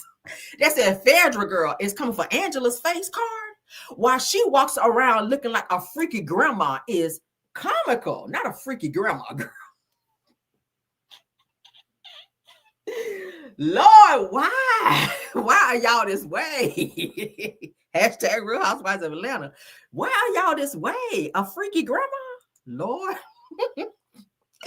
Not Baby Bop, Lord. What is Baby Bop doing up here? It says that now Phaedra should be the last one to be talking about anyone's looks because she gave Baby Bop to me, girl. Yes, you did, girl. Not Baby Bop. Jesus, why? Not Baby Bop. Oh, let's continue. They are reading her ass down. They are reading her down. And I remember this reunion, child. That's when Nene was like, girl, I don't know you. I don't know you either. Okay. This next person said, I know Phaedra ain't talking about somebody looking old. This is her first season, child. Again, with that Church of God in Christ flip down, child. And that little flip up on the side. Just finished shouting. That's that shouting hair, girl. There you go again. You were there with it, girl. Was you shouting before you went on stage for the reunion, Phaedra? Because that's what it gave, girl. That's what it gave. All right. So, okay. So this child here is called Glosia Cat, child. Lord. Says that all Phaedra has done is unnecessarily throw shade at the new girls after fleeing here. Not fleeing. Married to medicine for their mean girl behavior. Hashtag Real Housewives of Atlanta. Somebody say it's a chop, girl. Not flee the girls, girl. Not fleeing them, girl. Who's out here fleeing people? That is a lie. Y'all got me over here crying. Let's finish with these reads, honey, because I'm loving it. I'm loving it. So Phaedra left Married to Medicine because the women were mean girls. But here she is, girl, over here on Real Housewives of Atlanta, being a mean girl to Angela. Child, a woman she's meeting for the first time. Ew, that's not giving, girl. It's not. All right. No, I agree. Because she was doing team too much. Somebody said, girl, I am already over Phaedra already. All right. Hashtag Real Housewives of Atlanta. Me too, girl. Says that Phaedra please, Angela, hold on, says it Phaedra says, please, Angela's face card eats, girl. She eats down in the face department, girl. She eats down, girl. So what you talking about her face when she is eating down in here, girl? Yes, she is. I love it. So Angela Oakley's Stan account, not a Stan account, girl, says that Phaedra is throwing random one-liners at the wall and hoping that it goes viral. That's what it's giving. Not this. I love this right here. This meme right here, child. He's like, excuse me. So Phaedra, with the unnecessary shade with Angela, says it as if she hasn't spent all her Bravo checks on her face trying to keep up with the frat. not all her Bravo checks on her face out here, Lord, and her bleaching cream, Jesus. Lord, the reads just keep reading. Child, not Muppet face on my screen, Lord. Says that Angela is on here with zero makeup and still beautiful. Says that Miss Mortician, girl, you could never. Okay, you better read in here. Come on. Not the Mortician child with the face card declining, Lord, when you got all the makeup over there and the smile lines coming out, girl. Listen, that was so entertaining, right? Did they not read her down? I love that. I love a good read down. And then who kicked it off? The messy one himself that I just love. Okay, Mr. Kempire himself. Shout out to Kempire. All right, y'all go over there and tell him I said, baby, that was a good read down. All right, I was all the way here, boy. Yes, I was. All right, yes, girl. Now go shout on that. All right, go shout on that, Phaedra. All right, let's get you out of here because we done with you, girl. Let's get on to the next person who I'm thoroughly getting sick of out here. Why is this one piece of hair getting on my nerves? Lord. All right, I shouted too much just now. Oh, I'm tired. Oh, the Lord was using me just now. Let's move on, child. Did y'all see that? Somebody said a praise break. Oh, child. Child. Oh, I love a good read down. Right. Next piece of petty, because it's coming. Let's be petty again, girl. Oh, the petty is crunk. My soldier boy. Let me crank that petty. Hold up. All right, we good. Oh, I had to crank up my petty, girl. All right, so Real Housewives of Atlanta star Drew Sidora becomes emotional, girl, because like Carl Thomas. She stayed on her Carl Thomas bullshit. Always out here emotional, crying and shit. Oh, all right. So while reflecting, girl, on her divorce drama, she's still talking about this damn divorce. If y'all don't sign already with estranged husband Ralph Pittman, child, he is strange too. Says that I actually want it to be my fault. She is so dramatic, y'all. I actually wanted the divorce to be my fault, but it was Ralph down there in Florida, Pensacola, wherever the hell he was. I don't know. That's Drew. Always, child. Crank it. Yes, go ahead and crank it. She is so extra. Drew, I'm really trying to like you, but you are coming off mad extra this season, and I don't understand why. Let's move on, child. Lord, let's get into it, girl. Let's get into it. Ever been a moment during the divorce process where you've been like, maybe we can work this out? Yeah, honestly, at reunion, y'all, I'm not gonna lie. I thought when I heard he was coming, I was like praying, and my sister and I were like, no, he's gonna come, he's gonna get on his knees, he's gonna have a ring, and he's gonna want to renew the vow. Like, this is why he's coming, right? And so when he sat before me, I was just like, wow, I've been holding out hope that he would grow.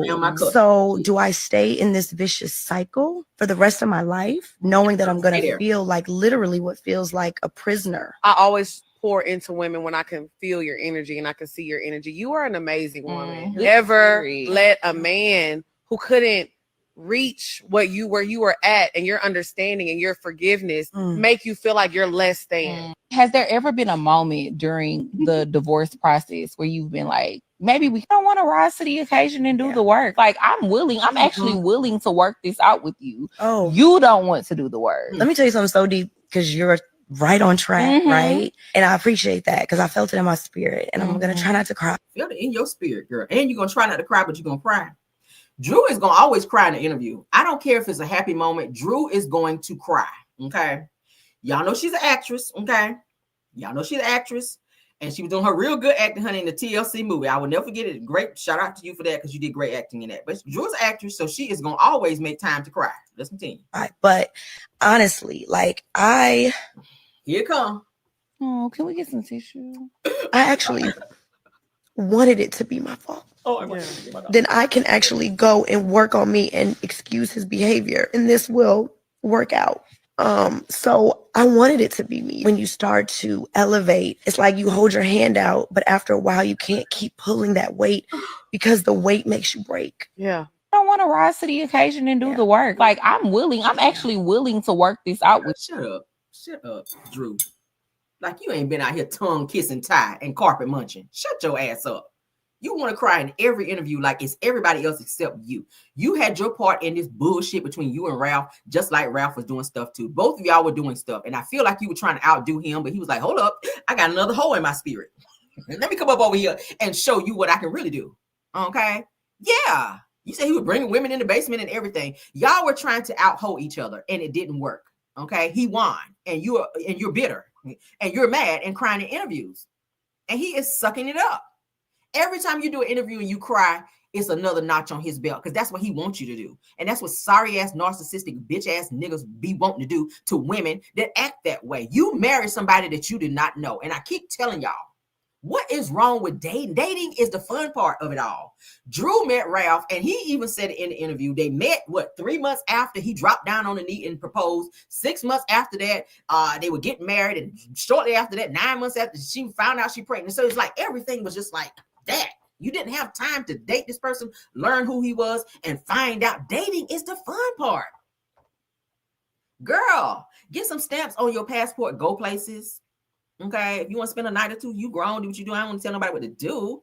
But you really know who a person is when you live with them too. And I'm not trying to encourage that. Me and my husband lived together before we got married. But that's how you know a person. But dating is the fun part. Get to know them. You didn't know Ralph. Y'all were strangers when y'all got married. So you're learning, you went through the process of learning who this person is, who now you're getting divorced from during your marriage. Marriage is supposed to be the part where you're building. Y'all keep putting the cart before the horse. I keep saying it, and I don't want to judge nobody, but stop just up and marrying people and you don't know them. Now, granted, there are people there are people out here who got married after knowing a person like 3 months and you've been married 50, 60 years. Great for you. I'm not that strong. I need to know what I'm getting into it. I don't just leap into situations without knowing what I'm getting into, especially when my credit and everything else is involved. Like for real, you don't know this person. Ralph been that person. You just seeing it now because you were so wrapped up in getting dick down over there and everything else. The nigga was talking that slick talk to you because Ralph looked like he's a slick talker. And that's just what it is. You were, girl. He was, oh my God, Ralph. He had you like that for 3 months. And you were like, girl, when he proposed to you, it was nothing. Like, yeah, bring me up. Shit. Girl, bye. So I don't even want to read this bullshit. Bottom line is, Drew, I really think that you really need to get some deep therapy. If you're gonna stay with Ralph, please do. Like, don't be behind the scenes letting the nigga feed you food and get in public and be crying like he's the worst person in the world. Because obviously that's not how you feel. That's really not how you feel. You're really in love with this man. The way you was looking at him when he was feeding you, you really love Ralph. You really want your situation to work because you keep fake crying in every interview. You told Carlos King, yeah, I was dating somebody else. But yeah, you know, I keep comparing them. You know, my husband, Ralph, you know, Ralph had a nice body. You still comparing people to Ralph, which means you still in love with this man. So if y'all gonna work it out for the sake of your children, I'm never gonna tell somebody don't stay with somebody that they love unless they are physically abusive.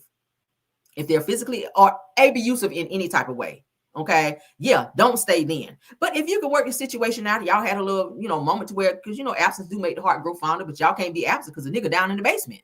I mean, you seeing them all the time. So sometimes when you don't see a person for a while, you go your way, let them go their way. Y'all have a little, you know, that's why they call it separation. Get a little separation and then come back and be like, you know what?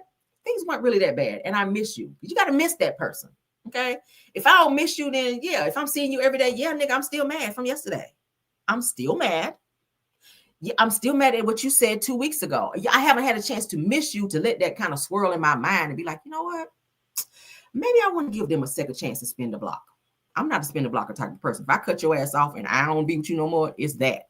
You can't call me, email me, none of that. When I'm telling you my cutoff game is cut off. Hell no, I'm not spinning the block because it's a reason we broke up. That's on period. But yeah, all my ex-boyfriends know, bitch, don't call me. If you see me in the street, Cardi B, bitch, don't speak. That's how I am. The Lord is still working on me, and I hope he don't do it too fast because I don't want to be fooling with people that I don't want to fool with. That's just on period. That's on period. If I don't want to speak to you, I see you. That's what you get from me. That means hurry along. I'm not in a hurry to speak to you. All right, so let's get a ha-ha. We need a ha-ha. Okay, I need a haha. I need a haha. How my likes looking? Do we need a jam session?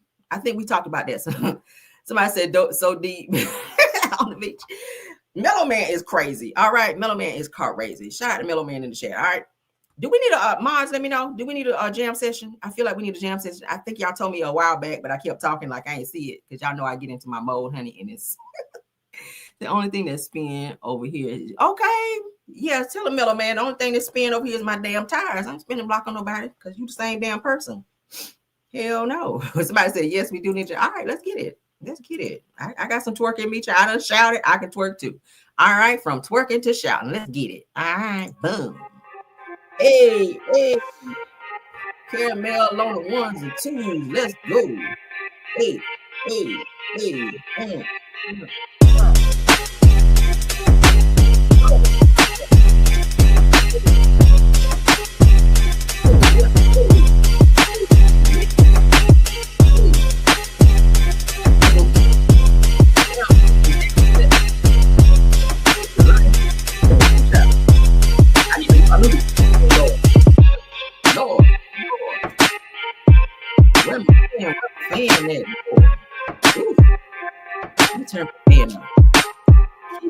Keep twerking, hey.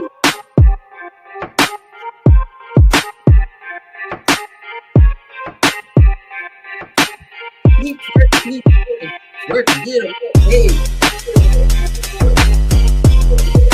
Let's go.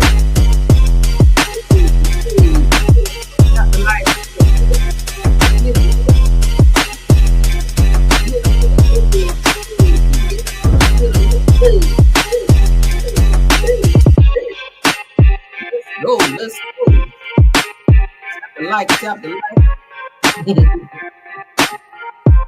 Hey, I said work on over there. Hey, keep working. Let's go. Thank you. Thank you. Let's go. Hey, let's y'all tapping that light.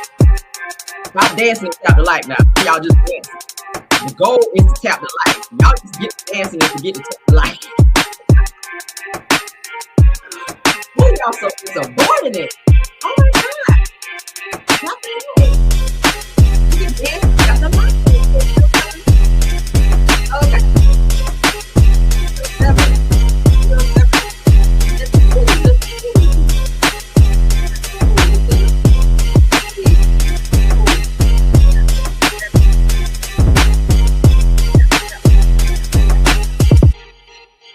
All right, let's get out of here, child. All right. 307, we'll take it. Okay. Somebody said party in the chat. Y'all like that? See, we woke y'all up. Y'all, I'm tired, y'all. I'm over here sweating out of me, shouting and everything. Lord have mercy. All right, so let's get on, child. This next person. Oh, let's get into our funny. We gotta get our funny. Because I want y'all to see this. Because baby, when I tell y'all, I was dying laughing. All right. And I gotta laugh again. I know I'm gonna laugh again. Because it's funny. All right, so I saw this child upon scrolling on the internet. Screech child, Eureka Bailey child. Shout out to them, because this is where I synced it. Okay, in my Moses voice, child. And I synced it here. Okay, so let's get into it. Boom. All right, so this person is going off on on his friend baby mama for filing child support on his friend. This is so funny, y'all. You got to get a laugh. Here we go. Looking at me right now. What I do, really? I'm saying, man, you done put my boy on child support. He do so much for you and them ugly little kids. Don't talk about my kids. Only one of them is his. Only one of them. You got him out here on child support looking stupid. You got me looking stupid too in front of you white people. Don't talk about my kids. I don't play about my kids. No, man, I don't play about Terrell. Because if he looking stupid, I'm looking stupid too. Because birds on the feather, they flock together. Rudy, you don't know nothing about what's going on. I do know a lot. That man was sleeping with you and them 35 roaches. And you talking about I don't know what's going on. You don't know. I do know what's going on. When you had all them irritations you couldn't figure it out, I was there. He don't do nothing for his kids, and that's the end of the story. He can't do nothing for his kids. He's tired of sending you money because you keep on getting all this fake from Peruvian, and your edges still be dry, and your Levi's still be showing. So why you keep trying to get money for? You shouldn't even be looking at me right now. What I do, you shouldn't be looking at me right now. What I do, I'm saying, man, you done put my boy on child support. He do so much for you and them ugly little kids. Don't talk about my kids. Only one of them is his. Only one of them. You got him out here on child support looking stupid. You got me looking stupid too in front of you white people. Don't talk about my kids. Jesus. I don't play about my kids. No, man, I don't play about Terrell. Because if he looking stupid, I'm looking stupid too. Because birds of a feather, they flock together. But Rudy, you don't know nothing about what's going on. I do know a lot. That man was sleeping with you and them 35 roaches. And you talking about I don't know what's going on. You don't know. I do know what's going You on. don't know what When you going had all on. them ear faces, you couldn't figure it out. I was there. He don't do nothing for his kids, and that's the end of the story. He can't do nothing for his kids. They tired of sending you money because you keep on getting all this fake from Peruvian, and your edges still be dry, and your Levi's still be showing. So why you keep trying to get money for? Come on. You shouldn't even be looking Oh at my God. He did not have to read her like this. And then how the kids catch a straight in this? How the kids catch a straight? Now, the kids ain't do nothing. Now, why they got to be ugly and all that? Because you mad at her for putting him on child support now. That's just out of order. He done talked about her leave out was nappy. I was like, listen. Oh, my God. Shout out to Essence 10-1 for the $20 super sticker. Child, they said the leave out was nappy, Lord. I said, he is mad as hell. He is going off for his friends. See, that's a good friend. With friends, see, you need friends like this. You need friends that'll snap off on your ass on their behalf when they're not there. See, this is a good friend. He's a true friend. Baby, he like everybody catches strays. I don't give a fuck. I'm talking about his nigga kids and everything. He done went off on the nigga kids and everything for his friend. This is a friend. Baby, I need a friend. I see my friends. If they don't go off for me like this, you're not my friend. I'm sorry. If you don't call people kids ugly for me and go off on somebody for me like this, you ain't my friend. I'm cutting you off. And that, all my friends, if y'all watching me this morning, if you don't snap off for somebody like this, snap off for me. Yeah, like this. Yeah, you ain't my friend. Hell no, I'm playing one more time. We get out of here. at me right now. What I do, Rudy? You be looking at me right now. What I do, Rudy? I'm saying, man, you done put my boy on child support. He do so much for you and them ugly little kids. Don't talk about my kids. Only one of them is his. Only one of them. You got him out here on child support looking stupid. You got me looking stupid too in front of you white people. Don't talk about my kids. I don't play about my kids. No, man, I don't play about Terrell. Because if he looking stupid, I'm looking stupid too. Because birds of a feather, they flock together. But Rudy, you don't know nothing about what's going on. I do know a lot. That man was sleeping with you and them 35 roaches. And you talking about I don't know what's going on. You don't know. I do know what's going on. When you had all them ear faces, you Do she live with Shamar? He's talking about 35 roaches. She must live over there with Shamar. couldn't figure it out. I was there. He don't do nothing for his kids, and that's the end of the story. He can't do nothing for his kids. They tired of sending you money because you keep on getting all this fake from Peruvian, and your edges still be dry, and your Levi's still be showing. So why you keep trying to get money for? Jesus. Come on. Baby, that's a friend right there. I ain't gonna hold you. I love it. When I saw this the first time, I was like, did he say that? Why the kids gotta be ugly? No, that don't make no sense. I laughed. Okay. Yeah, we needed that, y'all. I told y'all we gotta have a little haha. All right, so somebody, girl. Okay, let me move her over because she gotta come next. We go next. And then we're gonna get into him. Because I gotta tell Brian McKnight's damn beard off here in a minute. So let's get into this. Somebody gotta go testify at the Diddy trial. And they ass got extradited. They thought they were gonna move up out the country. But baby, they said, no, honey. Come on back over here, honey. Ellen DeGeneres, honey. Shout out to Celebrity Word. Ellen DeGeneres, honey, has been successfully extradited, honey, back to the U.S. of the A-girl for the Diddy trial. So she got to testify. I don't know what she know. I think she's been at a few Diddy parties. That's what the people say. But it says that the UK Prime Minister has deported her ass right on back. Now, y'all know whenever Trump took office, she was saying that she and her wife, girl, is moving up out of the country if Trump became the president. And she did just that. So she lives in the UK now. And she's saying, hey, let me get my ass on back over there so I can testify in this damn Diddy trial. So I don't know. I do know I've seen some pictures of her at some of these damn Diddy parties. Y'all know she's interviewed Diddy on her show when she had her Ellen DeGeneres show. But baby, she got her ass up out here like she said she was. But they told her, get your ass back up over here, baby, because we need you to tell us what you know about that baby oil. Mm-hmm. Yes, they said that when you're guilty, you're guilty. I don't know if she's guilty or not, but Ellen, girl, I hope you ain't find yourself in some mess because I don't think that your dancing off beat ass can be in federal prison like that, girl. I don't think you can stay in that time. I really don't. So I hope you get in there and you fully cooperate and get your immunity because I feel like that's what they want. They really want Diddy. So a lot of people that are testifying in this damn case with Diddy, they're getting immunity for their testimony. So whatever she knows, if you participated in that, if you was rubbing somebody down and there was silk playing in the background with them baby oils, you might get some immunity, girl, if you go ahead and tell the truth. All right. So we'll see what it gives, child. All right. If you in there, I like it, girl. If you in there on that shit and you on video, girl, you better tell them people what you know so you can get that good old immunity. All right. Let's move on, baby. All right. In my yes, girl, let's move on. All right, so let's go ahead and tear Brian McKnight beard off because I'm sick of him. He finally speaks up. Y'all know his son Nico passed away, girl. Yes, he did die.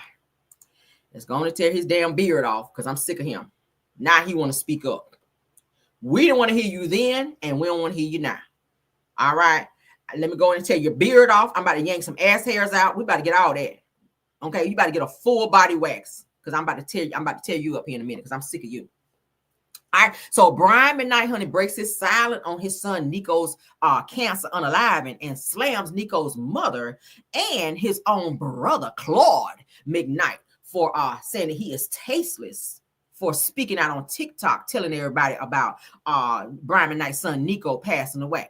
And some messages from Nico saying that he wanted to reach out to his father and that he tried prior to his death to amend things with Brian McKnight, but he turned him down and he didn't come there because he want to blame everything on his Hawaiian wife. Okay, that bitch would have been at the airport like this. Because fuck that. You're not going to tell me I can't be over there and spend time with my kids. That bitch would have been doing a luau standing in line at the damn airport, taking her ass back to damn Hawaii while you trying to tell me I can't be with my kids. Know that. Okay, yes, bitch. Yes, you would have. Get your ass to the airport and be on this shit here till you get on the plane. Because you will not tell me I cannot be around my kids. Let's get into it. All right. So they said that Brian McKnight speaks on son Nico's cancer death and slams Nico and his mother and his own brother Claude. All right. Hold on. There is great comfort in knowing. Shut up, Brian. Oh, let's go. God knows the truth and the totality of the whole story. I'm truly thankful for the immense peace God has given me, and I've left everything in his hands. I have a clear conscience. The only judgment that matters is God's. My wife, our children, and I are eternally thankful to Almighty God that the suffering has come to an end and grateful for all of your condolences. Thanks to those of you who have known the truth from the beginning and haven't let untruths, half-truths, or slander prejudice your opinion. There is great comfort in knowing. And here I go. All right, so let's read this damn book that Brian wrote, child. Lord have mercy. This one last cry. Let's get into this one last cry from Brian. Brian, I got to say your name like that. All right, so according to Brian McKnight, honey, says a big thanks to Claude McKnight's tasteless and what is that? Aggrandizing, I don't know, child, announcement on TikTok that frankly was not his to make, in my opinion. He inserted himself and he used Nico's death as an opportunity instead of letting him pass with respect and dignity. Well, you ain't say shit until now. Said that it has instead turned into a circus, a mockery of a life now lost, making this tragedy into a reality show type drama. You should have been the first person to say something. Okay, but go off. Says that while that was unfolding, my family and I flew home to Maui and had a private memorial remembering him and all the good times. It says that the last time he and I spoke, we offered him all the help that we could provide. Said that we had the number one oncologist on deck for him and a team of specialists on standby with private care in our home. He didn't live with you. He was married with a wife. So under the conditions of him moving into your home so you could watch and make sure that he was getting the care that he needed according to you. Why do you want this man to leave his wife to go stay in your home? And the only way he can get the help from you, the paid help from you, is to stay in your home with you and your new wife. That's some bullshit. He and his mother declined because he married. Says that the door of communication was open and remained open until his death. Lies, because his son said that you didn't. It says that to the self-proclaimed mama bear, may God have mercy on your soul for not allowing him to accept that help and not allowing him to use that line of communication. This motherfucker is crazy. Now it said that there is great comfort in knowing God knows the truth, and that the totality of the world the whole story, says I am truly thankful for the immense peace that God has given me. They left everything in his hands. He said, I've left everything in his hands. Said, I have a clear conscience. The only judgment that matters is God's. Here we go with that. Always throwing God in it. Says that my wife, our children, and I eternally, not my children, and our children and I eternally thankful to Almighty God that the suffering has come to an end, and grateful for all of your condolences. Says that thanks to those of you who have known the truth from the beginning and haven't let untruths, half-truths, or slander prejudice your opinion. Okay, here you go. 2 Corinthians 1:3. Blessed be God, even the Father of our Lord Jesus Christ, the Father of mercies and the God of all comfort. Okay, so if you really want to do the right thing, Brian, he's talking about you went to Maui. Y'all don't even, none of them live in Maui. They're in California, from my understanding. Okay, this is a moment where you could have come together. And I feel like he likes to blame everything on his wife. You should have put your wife in her place, because that's your child. That is your child. He came out of your sack. Okay, and at one point you loved this boy, but he said, prior to him, he said on his deathbed, he reached out to you and you declined. I played it yesterday. I showed you guys yesterday where several messages from his son, Nico, okay, on his social media, where he posted that he reached out to his father and he declined to make it right. So they did not, you don't have a clear conscience. I hope you don't think you do, that you can sit up in this long ass post and make it seem like you made things right with your son, when he himself posted prior to him taking his last breath that he reached out to you as his father to make things right, to make amends, and you refused, Brian. So that's something that you got to live with for the rest of your life. I don't care how many Bible scriptures you post. I don't care how many times you mention God in your post. Sir, no, sir. That is a weight that you will carry for the rest of your life. And you wonder why your career is the way that it is. It's effed up now because of how you treated your children. Your children did not deserve that, because you decided to leave their mother and marry someone else outside of your race, and that you can marry who you want to. It's not a race thing, but I feel like Brian is a bitch.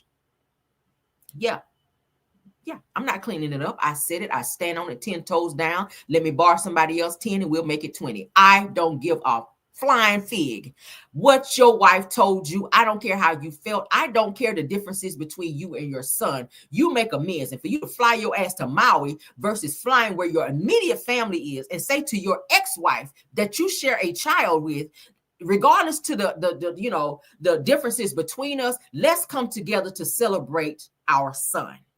And if your new wife felt a way about that, let that bitch stay at home. And I don't like calling people bitches, but at the end of the day, this situation could have been avoided. Okay. And for you to say and to pull this man from his wife, something that you won't do, you won't pull yourself from your own wife, but you want your son, who was married and had a wife, to come and live in your home when you guys have differences. Stress, when you are dealing with something like cancer, is something that the doctors do not recommend. Staying in your home with your wife, who you know your son Nico did not get along with. Hell, he didn't even get along with you, and you were his father. To ask him to leave his wife and come and stay in your house while he's dealing with his sickness, for you to pay for an oncologist when you could have paid for that in his home. What was the difference from him staying in your home and you paying the money for him to stay in his own home? If you were going to do it out of the kindness of your heart and do it the right way. You were doing it with conditions. You were doing it because you wanted to be able to say you did something, so that people can't say that Brian didn't help his son, or Brian didn't pay for this, or Brian didn't make things right. If you wanted to get an oncologist, send that oncologist to his home so that he and his wife could have had the necessary help that they needed. You on tour, send that money over there. Whatever it takes to help your son get through his cancer battle is what you should have done. But you let self continuously get in the way. You let pride and ego get in the way of you fixing what you should have fixed with your son. Now his spirit will haunt you for the rest of your life for the way that you treated your child. And your children now will hate you even more that their sibling is no longer here and you did not fix it with them. And you're going to continue. And the next one, something else is going to happen. And I'm not speaking into existence, but Brian, I wouldn't be surprised if something happens to you because of that, because karma is a real thing. We talked about karma yesterday. Stop treating people certain ways and thinking because you throw in God quotes that you are exempt from karma catching up with your ass. And people think that because they throw in God quotes, because they mention God. No, that don't mean nothing. God do not bless, and nor does he have anything to do with mess. God do not bless mess. He does not, and I'm tired of people doing that. We see it all the time. Honey, you can go to church 365 days in a year. But if you owe somebody an apology and you did them wrong and you did not offer said apology, it says, leave your gift at the altar. Go to that person and apologize to them and make it right. Do not let the sun go down on your wrath.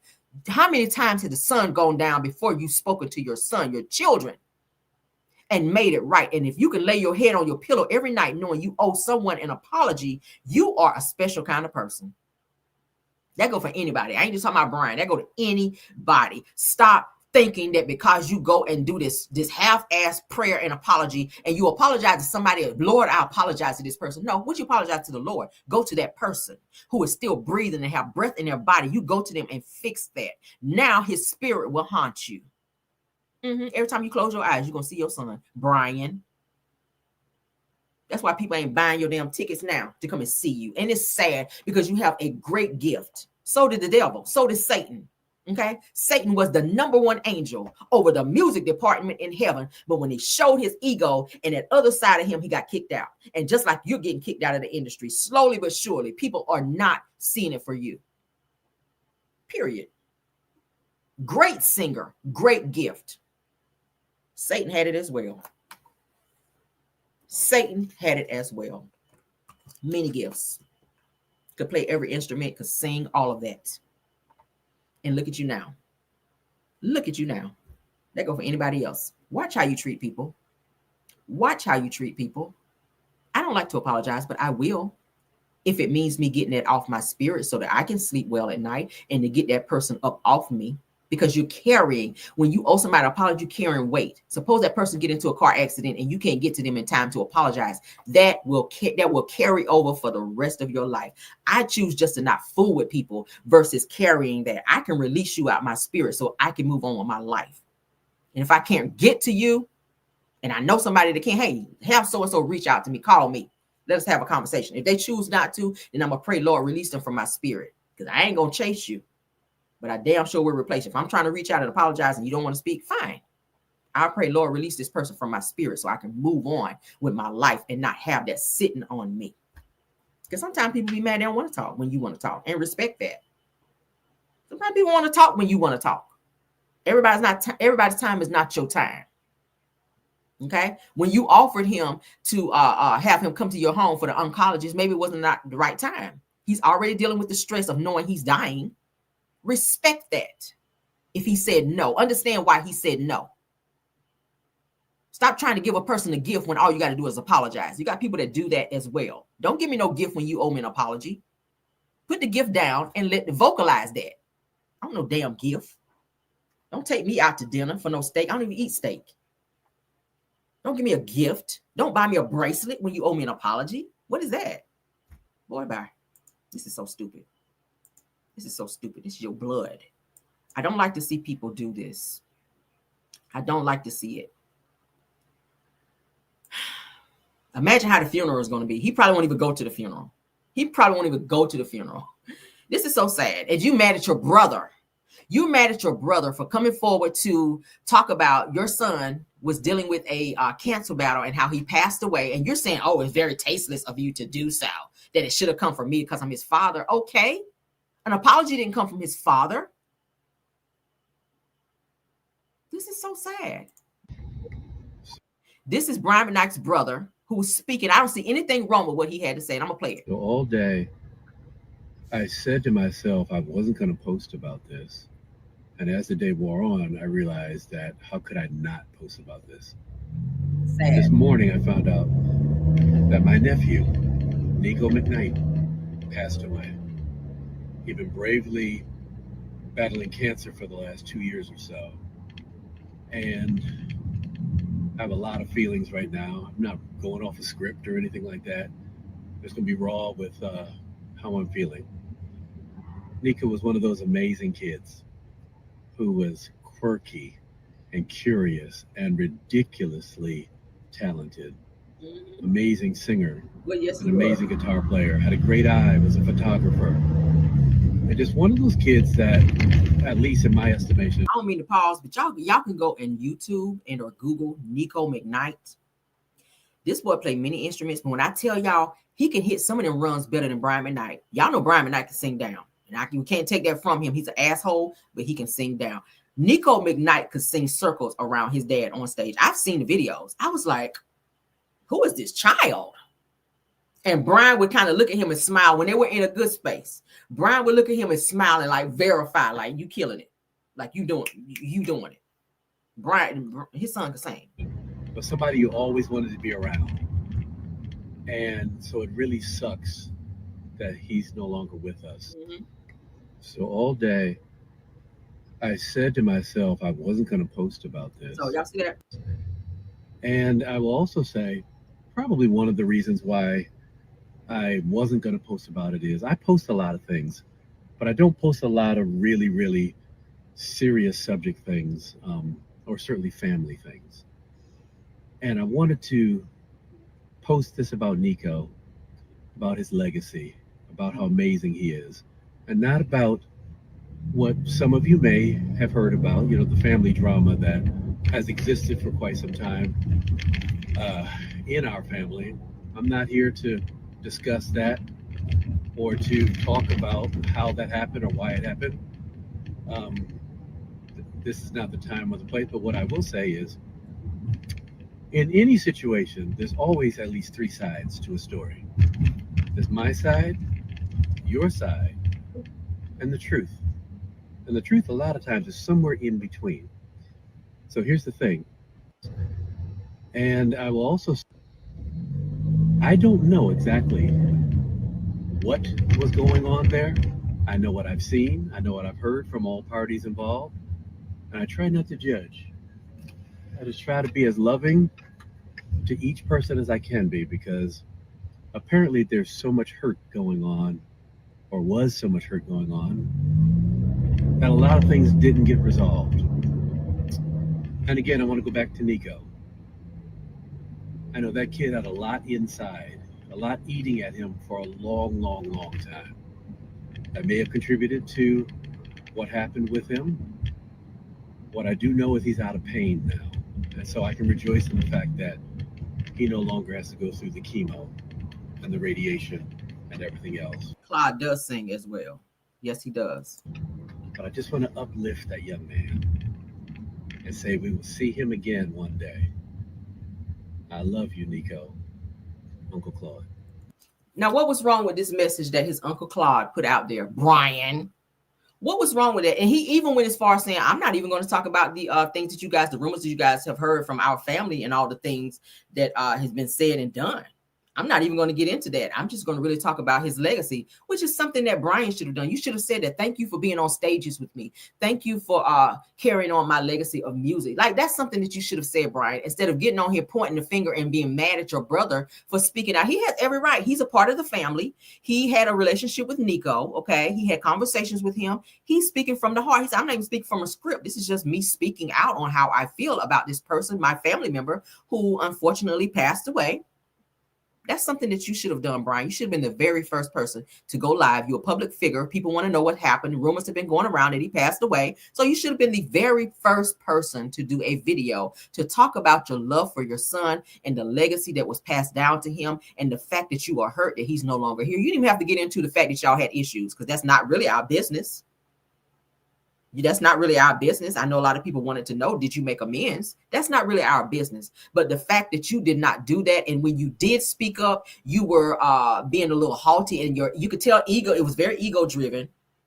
You could tell that you were trying to indirectly address someone in that, and then you threw the little God quotes in there to try to juice it up some. But Brian, you stay out of order, sir. Like the damn ice cream machine over there at McDonald's. You really stay out of order with how you approach things. And I don't know what happened to you in your life to where you so disconnected from reality, but you really, really need to sit down and reflect. This is sad. It takes you losing somebody and you still acting like an asshole out here. I wouldn't be surprised if nobody buy tickets to your next show. Like, for real. If I had anything to do with it, I would not even encourage anybody. Yeah, I'm gonna say it. I would not encourage nobody to support that type of behavior. Because at this point, you don't deserve it, Brian. You don't deserve for people to sit under your voice and hear you sing when you couldn't use that same voice to issue an apology. Okay, moving on. I gotta move in.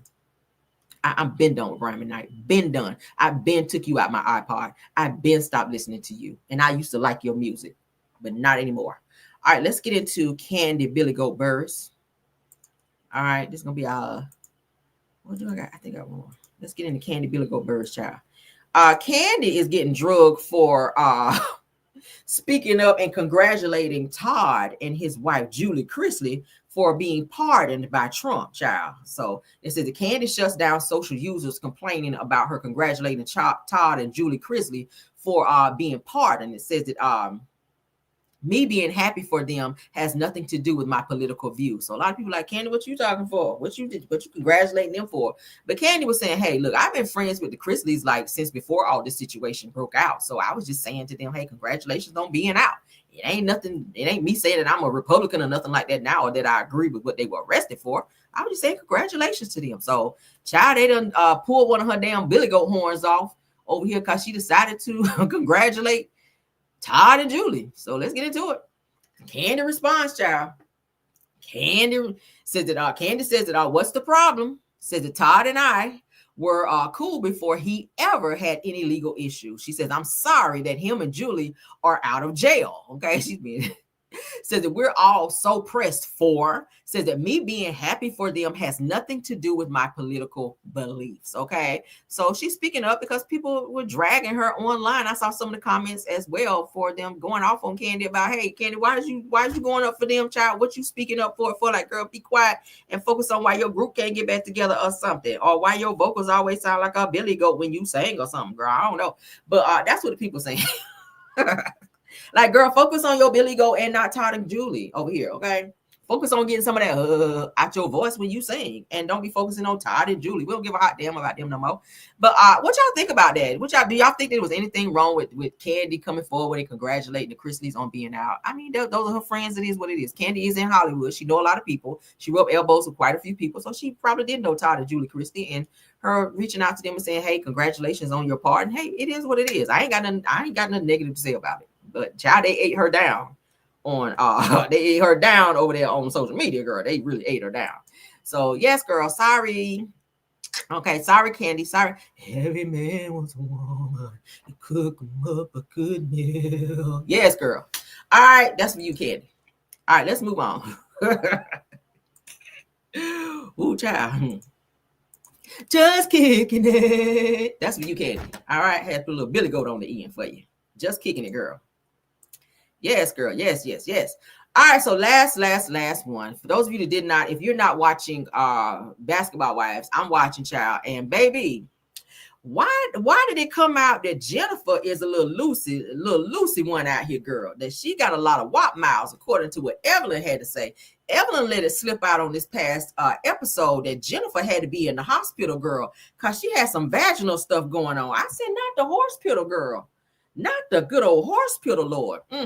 So let's get into this. This is the episode where Jennifer and her fraud husband over here, fake ass Chris Brown looking dude, got married in Las Vegas. Okay, let's get into it. Because he had some words with the women who had something to say about him and Jennifer getting married and him being a fraudster. So he's standing up here at his own damn wedding in Vegas trying to read the girls down about them not being a support system for Jennifer while the two of them are trying to be married out here. Not dumb. Brandy, we're going to keep this shit Gemini code. Whenever some shit is going on between you and Jen, anybody in the group, the husband, kids, nothing should ever come up. But my wife comes to me and she says, Randy is talking to Evelyn. And the only reason I'm bringing this up at our wedding ceremony is I know Evelyn puts out these false allegations saying that I'm guilty of a crime, that I have victims. No. But listen, I've only loved Jennifer. Do you not see the happiness on my wife's face? That's enough. What the fuck did I do? I'm not dumb. Brandy, we're going to keep this shit Gemini code.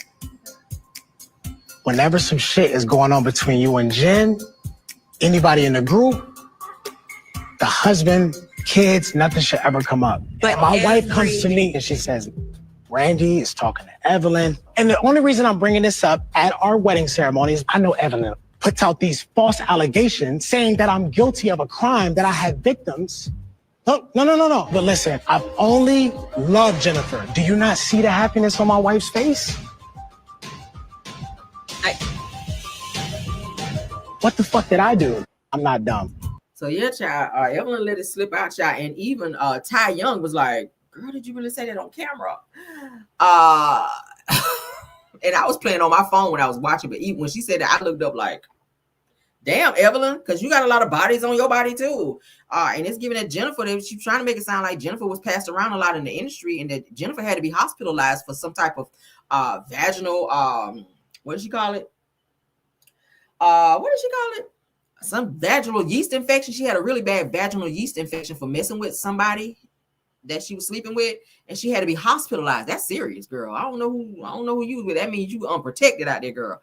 So you out here raw dogging like that, Jennifer, girl. You might want to rethink that thing. And a husband over there sucking on her nasty toes on TV. I was like, baby, y'all could left that out. Y'all can do that behind closed doors. I don't want to see that shit. And she had just took her shoe off, so you already know he was gagging off camera. And her toes was like this, baby. When she brought her foot up for him to suck her toe, I was like, please don't do this on camera, baby. He put his mouth on her big toe, and she just took that bitch out her shoe. And you know, because he tried to play it off and was like, you want me to do it like this? Like, I think he was trying to say to her, because she put her foot, he was like, yeah, you know, they jealous because I be sucking your toes and da da da da. But then she took her shoe off and put it up in his face and put her foot up for him to suck her toes right then. But he was just like, so you want me to do it like this? Like, bitch, go in there and get in the shower and scrub in between too. But baby, he put his mouth on there and he was like licking all between her toes and shit out, baby. And I just finished eating some watermelon too. And bitch, I about threw every bit of it up. Seeds and all. Seeds and a damn all. The entire bowl of damn watermelon, bitch. I sat there like, that was me, girl. This was me. Just like, about to throw up every damn thing. Just nasty as hell. I don't know. I feel like if they stop throwing their relationship in everybody's face, people will just not care anymore. Okay, if you love Jennifer, love her, child. She loved fraud men. It is what be the biggest fraud you can be. Just stop throwing it in everybody's face. I feel like they're trying to make people like them or accept the fact that they're together. I don't think they ever will because of who you represent yourself to be. I feel like you kind of scouted her out. You said when you saw her sitting at the bar, you immediately knew who she was because of the show. So you knew to shoot your shot at her because you wanted to be on the show. And now that you own the show, it's giving you want moments. You want camera time. Because look at you. You're supposed to get married and you take time at the chapel right before you get married to Jennifer to address how somebody else feel and or view your relationship. Who cares? People have a right to their opinion. I don't have to like you. I don't have to like you. I can be in the same circle and it's my right not to like and or approve of certain things. I don't have to vocalize it because that's your life. But deep down, I could be like, this is kind of up. I don't like this. Like, this nigga is a whole fraud. Like, Jennifer, how could you? I can say that to myself and I don't have to feel any other way. So it's given that he wants to convince the women to not like Jennifer or her decision to marry him because of the things that they've heard in the media. But you can't change people's opinions of you when they keep seeing the same thing. Your baby mama came out and said you ain't paying child support. You several years behind in that. And then we're seeing court documents that corroborate that. But then you're telling people don't believe what you see. Court documents don't lie. They really don't lie. Like, I don't feel like the judge is going to be sitting out here signing off on lies on you, Christian. I just really don't think so. I think you need to get your ish together. Stop frauding people. Stop, because we hear you in Ponzi schemes and all this. And Jennifer, you sat here and linked your accounts to this mess. And I feel like you're going to go down with him if you don't soon wake up and see the light. I don't give a damn how many times he'd suck your toes. Girls in jail can do it too. Word up. Okay, shit. Girls in jail can suck them hoes too. So you better wake up. Do you want him to suck them or do you want the girls in jail to do it, girl? Like, for real, do you want to risk your freedom? Because you're too cute to be in jail. For real. There's some cute ones in jail too. No homo. But baby, you're going to wind up getting some fair time running behind this nigga because you think he's so fine. She said in an interview, oh my God, he reminded me of Chris Brown when I saw him. But girl, Chris Brown is not out here frauding. Now, he'll knock a bitch out from time to time, but he ain't out here frauding. Baby, I'm not into that toe sucking stuff. I have my limits. I got my freak number is up there, but bitch, it's not there. I'm not requiring you to put my foot in your mouth. I ain't on that. I'm just not on that. some people have different levels of stuff. And you can tell he's extra freaky deaky because y'all remember when I showed y'all the video when they got married in Paris, how he was like tonguing her down in front of everybody. Like he literally had his tongue in her tonsils. She obviously don't know how to kiss because when they showed when they got married in Vegas and he was trying to kiss her, she had the granny lips like this. She had her lips like this. And he was tonguing her across her lips. So I was like, open your mouth, bitch. Do we got to give you like a kiss tutorial in here, girl? Jennifer girl, you so out of touch. You so out of touch. You can tell he is the freak in that situation, and I think she likes the things that he do to her, but she is so not well versed in those things, and I think that's why she like a younger freaky man, and I think he's probably blowing the damn socks off her, and that's why she just won't leave him. Because you have some women out there to be stupid as hell. They be stupid as hell in love. In love, she's way older than him by I want to say like 8 or 9 years or so. But you can tell she likes that about him. I think she likes because you have some women who like the excitement of being with bad boys. That was me. Shit, I used to like bad boys like that too, but I had to scale that shit back after I told y'all yesterday in that damn pow situation I was in. I said, this ain't my life no more, Lord. I don't want this life. Like, I like the things that come with it, but I don't like being in situations where I might lose my life. I think Jennifer likes the dangerous part of it all. I think she likes being on the edge of it all. And the things that he's doing to her sexually. I don't think she found anybody to do. I don't think Eric with that big ass bump on his forehead was able to do that to her. The one that threw the drink in her face. I don't think the other fraud men that she dated, because it was one guy that she dated that was fraud, that was in fraud too, coincidentally. I think it's the one that stole her car. He was seeing men behind her back. So she just does not have a good pick when it comes to men. But damn, girl, Christian is doing something to her. He is folding her fucking forehead in the bedroom, and she just loves that shit. So it is what it is, girl. Love it, love it, love it. Child, if you go to jail, you just go. Everybody around you trying to tell your stupid ass, and you just don't see the light. So I mean, they keep trying to show you the light, and you blowing it out. So just keep doing what you do, child. And Christian, keep frauding, and your ass gonna get caught too. Because I don't know. I don't know in this situation, but if she like it, I guess I love it. Shit. But that toe sucking stuff, I cannot. Okay. Count me out. Take me off the list. Don't even mention me when it comes to that. I'm sorry. Thanks again, Essence 10-1 for the super sticker. All right, but we're gonna get out of here, guys. I gotta go. Thank you guys for stopping by. All right, to my mods, thank you, Bell Wilson, KBR Tyra. Thank you, Scorpion Miss. Thank you, Rose Armstead. Thank you, True TV Podcast. Thank you so much for modding. Thank you to all my content creators, Sunny Days. Thank you again, True TV Podcast, Purple Unicorn. Thank you, Miss Hills ATL, Boss Lady Green, Girlfriend Chronicles. Thank you, Schoolboy in the house. Schoolboy is in the house. You guys check these content creators out. Did I miss somebody?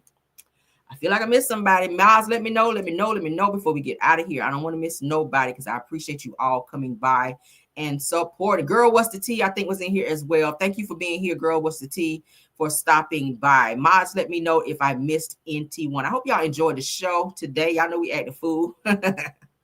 Say great show. Shout out to Mellow Man. Thanks for being here. Yeah, everybody to stop by. Let's get out of here, guys. Love you guys down. Please tell a friend to come on over to the Camera Rail Show. Tap that like button, subscribe, okay? So y'all know when I go live and you do not miss a show. All right. Love you guys down. Please don't forget to tap that like on this video as well to push it into the algorithm. If there's nothing else, honey, let's get. Even when you feel low, you can still go. Even when you feel slow, you can still go.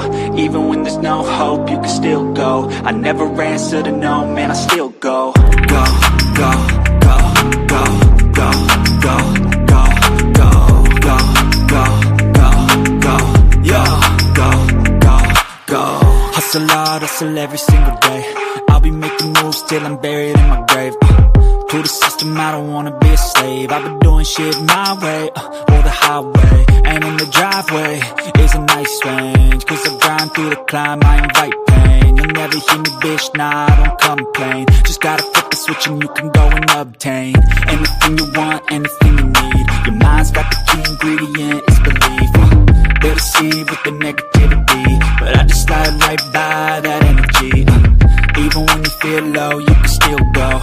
Even when you feel slow, you can still go. Even when there's no hope, you can still go. I never answer to no, man, I still go. Go, go, go, go, go, go, go, go, go, go, go, go, go, go, go, go, go, go, go, go. You got a mind, but even that could change. change. You can flip the gray matter like some batter in your brain. That's why I say, fake it till you make it A. And if you play that game, then you just might make a change. Rearrange all the bad to okay. Take the worst thoughts saying, turn them to a game. Take the best thoughts saying, put them on display. On repeat in your brain till you're feeling no more pain. Never slow yourself down, you can do some more. Push past all the pain and you find a door. Open it up and finally explore everything that you thought you could never do before. And even when you feel low, you can still go. Even when you feel slow, you can still go. Even when there's no hope, you can still go. I never answer to no, man, I still go.